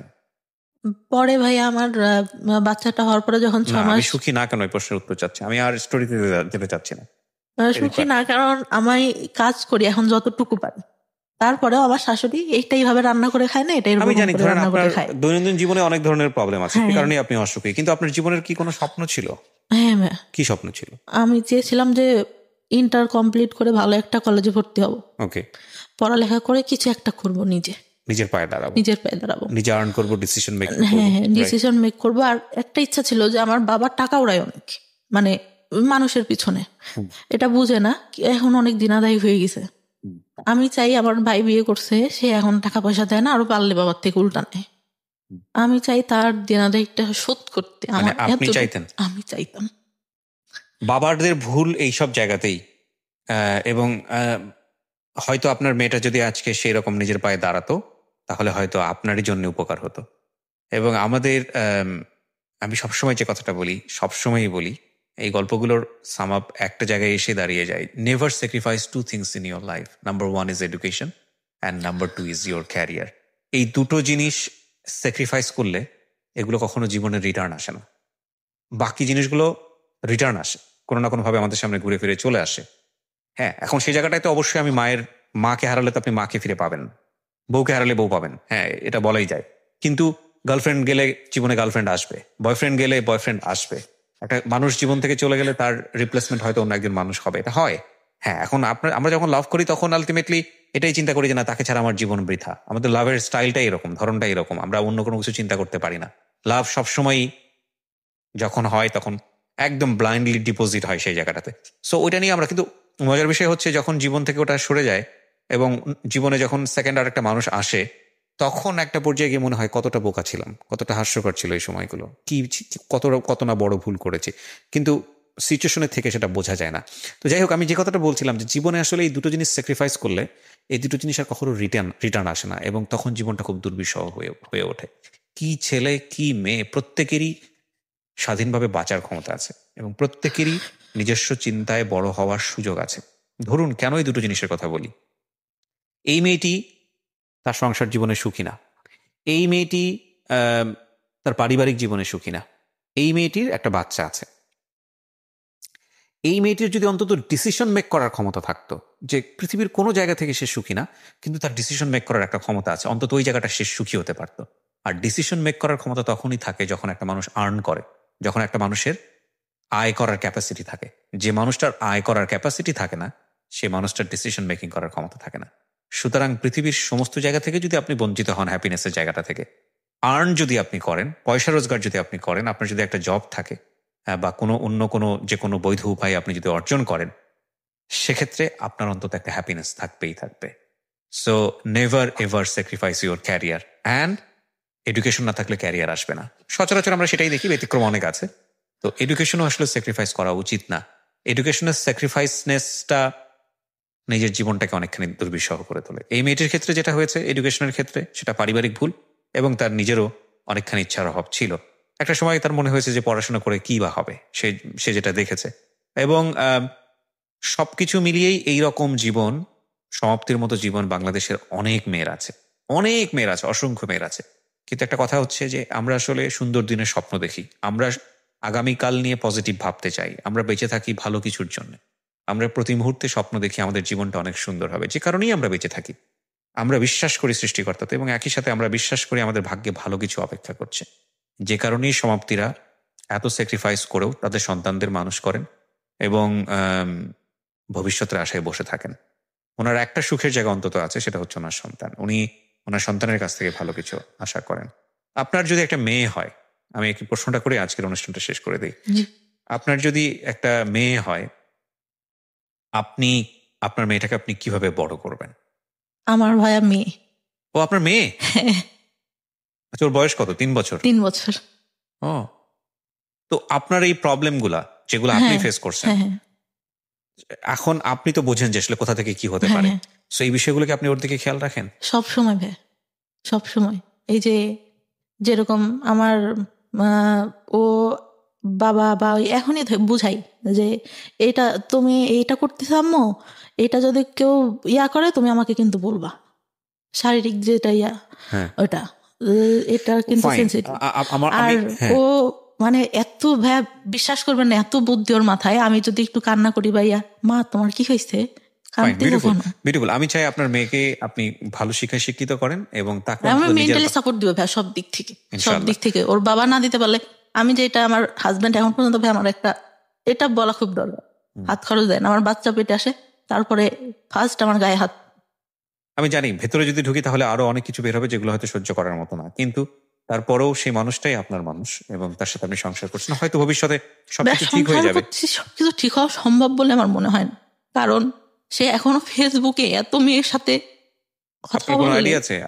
আপনার কোনো ফেসবুক আছে? হ্যাঁ, আমার ফেসবুক। সো আপনি ওটাতে তাকে মনিটর করেন? না। আচ্ছা, আমি কিন্তু সে এসে করতেছে, কথা বলতেছে, রেখে দিছে। আমি দেখতে গেছি অনেক মেয়ের সাথে। আমি আপনাকে একটা প্রশ্ন করি, প্রসঙ্গটা অন্যদিকে চলে যাচ্ছে। যে মানুষটা আপনাকে ভালোবাসে না, যে মানুষটা আপনাকে সময় দেয় না, বা আপনি তাকে যেভাবে চাচ্ছেন সেভাবে তাকে পান না, সেই মানুষটা 8-10 জন মানুষের সাথে কি করলো না করলো সেটা দিয়ে আপনার কি লাভ? আগে প্রথম অনেক খারাপ লাগতো ভাইয়া, প্রথম অনেক খারাপ লাগতো। এখন মানে দেখেও বলতে গেলে অনেক মারতো। আমার শ্বশুর বললাম মারা যায়, আমার মেয়েটা যখন 6 মাস বয়স, তখন আমার মা আমার সঙ্গে যায়। আমার শাশুড়িরা সব আমার মায়ের দিয়ে এটা করেন তো আপা, ওইটা করেন তো আমার ননদরা। লাইফে না সবকিছু চুক্তি দিয়ে হয়। আপনি যে ঘটনাগুলোর মধ্যে যাচ্ছেন, ছোট ছোট ঘটনার মধ্যে আমি আর যাচ্ছি না। আমি এখনো পজিটিভ ভাবতে চাই। যেহেতু আমি আমার হাজবেন্ডের গায়ে হাত তুলে একটা পর্যায়ে এইটা ঠিক আছে, আমি জানি আপনার জীবনে হয়তো আরো বেশ কিছু সিক্রেটস আছে। আপনি এটা যেটা হয়েছে আপনার গায়ে কন্টিনিউ হাত তুলতে হয়তো একটা সময় আপনি গিয়ে। আমি ওই জন্য তুলি না, আমার মায়ের জন্য। আমার বাসায় আমার মা আসে, আমার মেয়েটা তখন ছোট, ও অফিস থেকে এসে কন্টিনিউয়াসলি এটা দেন তো ওইটা দেন তো বলে। আমি বলি যে তুমি এরকম বলো দেখেই তো তোমার বাসায় আমার মা গেছিল, তোমার মারাও বলে। সে একটা পর্যায়ে উঠে আসলে বললো যে তুই দিলি না কেন আমি আসার পর? এটা দেন তো ওটা দেন তো বলতে আম্মুকে বলতো, মানে যৌতুকের ব্যাপারে? না, তাহলে ওই পানি দান তো আম্মু, এটা খাওয়া, ওইটা টানেন তো আম্মু, এরকম বলতো। আমার খারাপ লাগতো, কিরা আমি আছে আমার মাকে কেন বলে? ও বলতে পারে যে আপনি বাবুকে ধরেন, ওইটা আমাকে সেটা দিই। যাই হোক, আমি সংসারের বিষয়গুলো দিতে চাচ্ছি না। আমি যেটা বুঝি যে আপনি কমপ্লিটলি নট হ্যাপি, কিন্তু এই মানুষটাই ধরেন একটা সময় গেলে সৃষ্টিকর্তা চাইলে হয়তো আপনার সবচেয়ে কাছের মানুষ হয়ে যাবেন, মনের মানুষ হয়ে যাবেন। হয়তো থিঙ্ক পজিটিভ, পজিটিভ চিন্তা করাটাই বেটার। যেহেতু আপনার সে হাজবেন্ড, করি ভাই, কারণ আগে যত সমস্যা হতো এখন আগের থেকে অনেক কমছে। সে একটু মানে বলতে গেলে লোভী টাইপের। ঠিক আছে, থাক। আপনি ধরেন যেহেতু আপনার সঙ্গে সংসার করছেন, তাকে নিয়ে নেগেটিভ না বলাটাই বেটার। আপনি যেটা বুঝি যে আপনি হোপ ফর দ্য বেস্ট, আর দিন শেষে কিন্তু সে আপনার সন্তানের পিতা, তাই না? এবং একটা সন্তানের ক্ষেত্রে বাবা মায়ের সম্পর্কটা যেমনই হোক না কেন, এই দুজন মানুষের প্রয়োজন অনেক বেশি, অনেক বেশি। সো এই জায়গাটায় বাবা এবং মাকে অনেক বেশি স্যাক্রিফাইস করতে হয়, এবং এই ধরনের স্টোরি আমরা আমাদের রেডিওতে আমি বহুত ভাইয়া যতটা সম্ভব স্যাক্রিফাইস করে যাচ্ছি এখন। আগে তো বুঝতাম না ভাইয়া, ফার্স্ট টাইমে ছোট ছিলাম, অনেক কষ্ট হতো। আপনার লাইফের জায়গাটাতে অনেক বেশি স্যাক্রিফাইসের ব্যাপার আছে। সো আমি আসলে ওই জায়গাটাই কনক্লুশন টানতে চাই যে আপনার সন্তান, আপনি যেই ধরনের পরিবেশের মধ্য দিয়ে বড় হয়েছেন, যেটা আপনার লাইফে খুব নেগেটিভলি ইফেক্ট করেছে, সেটা থেকে সেফ থাকবে, কারণ আপনার এক্সপিরিয়েন্সের জন্য। এই জায়গাটাই টানতে চাই হচ্ছে আমার যারা লিসনার তাদের কাছে। দেখুন, গল্পের বিন্যাসে সেই ধরনের কোনো রোম্যান্স নাই, সেই ধরনের কোনো রোমাঞ্চকর ব্যাপার নাই, সেই ধরনের কোনো শিহরিত হওয়ার ব্যাপার নাই, এবং আজকের যে গল্পের বলার ধরন, সেখানে সেই ধরনের আপস অ্যান্ড ডাউন তন্ময় হয়ে শোনার মতো হয়তো তেমন কোনো বিষয় নাই। কিন্তু একটা শিক্ষার জায়গা আছে, চমৎকার একটা শিক্ষার জায়গা। ওনার জীবনের কিছু ভুল, কিছু অপরাধের জন্ম হয়েছে ওনার খুব অতীত অভিজ্ঞতার কারণে, এবং একই সাথে ওনার দ্বারা অনেক ভালো কিছু করা সম্ভব ছিল, সেটা হয়নি। সেটা সাফারার ওনার ফ্যামিলি, উনি নিজে, এবং ওনার ফ্যামিলি অফকোর্স, ওনার বাবা মা তো অবশ্যই সাফারার। তো আপনারা যারা শুনলেন, তারা যেন ওনার মতো করে ভুলগুলো না করেন, বা তারা যেন তাদের মেয়েকে প্রপারলি বড় করেন। এই যে বেসিক নিড যেগুলো, শিশুকে কি পরিবেশে বড় করলে সে কোনো সেক্সুয়াল অ্যাবিউজের শিকার হবে না, শিশুকে কি পরিবেশে বড় করলে তার যে বেসিক নিডগুলো, তার যে শারীরিক পরিবর্তন, বয়ঃসন্ধিকালের যে বিষয়গুলো, সেগুলো খুব স্বাভাবিকভাবেই সে নিতে শিখবে। শিশুকে কি পরিবেশে বড় করলে যাতে করে তার physical safety and security ensure হবে, শিশুকে কি পরিবেশে বড় করলে শিশু একটা ভুল ধরনের সম্পর্কে যাবে না, এই বিষয়গুলো নিয়ে বাবা মায়ের খুব ওপেনলি ডিসকাশনে যাওয়া উচিত। এগুলো লজ্জার কোনো বিষয় না, বরং লজ্জাটা হচ্ছে তখনই যখন কোনো একটা শিশু এগুলো না জেনে ভুলটা করে বসে। লজ্জাটা তার না, লজ্জাটা হচ্ছে তার বাবা মায়ের। So thank you very much. আপনি যেন সেরকম বাবা মা না হন।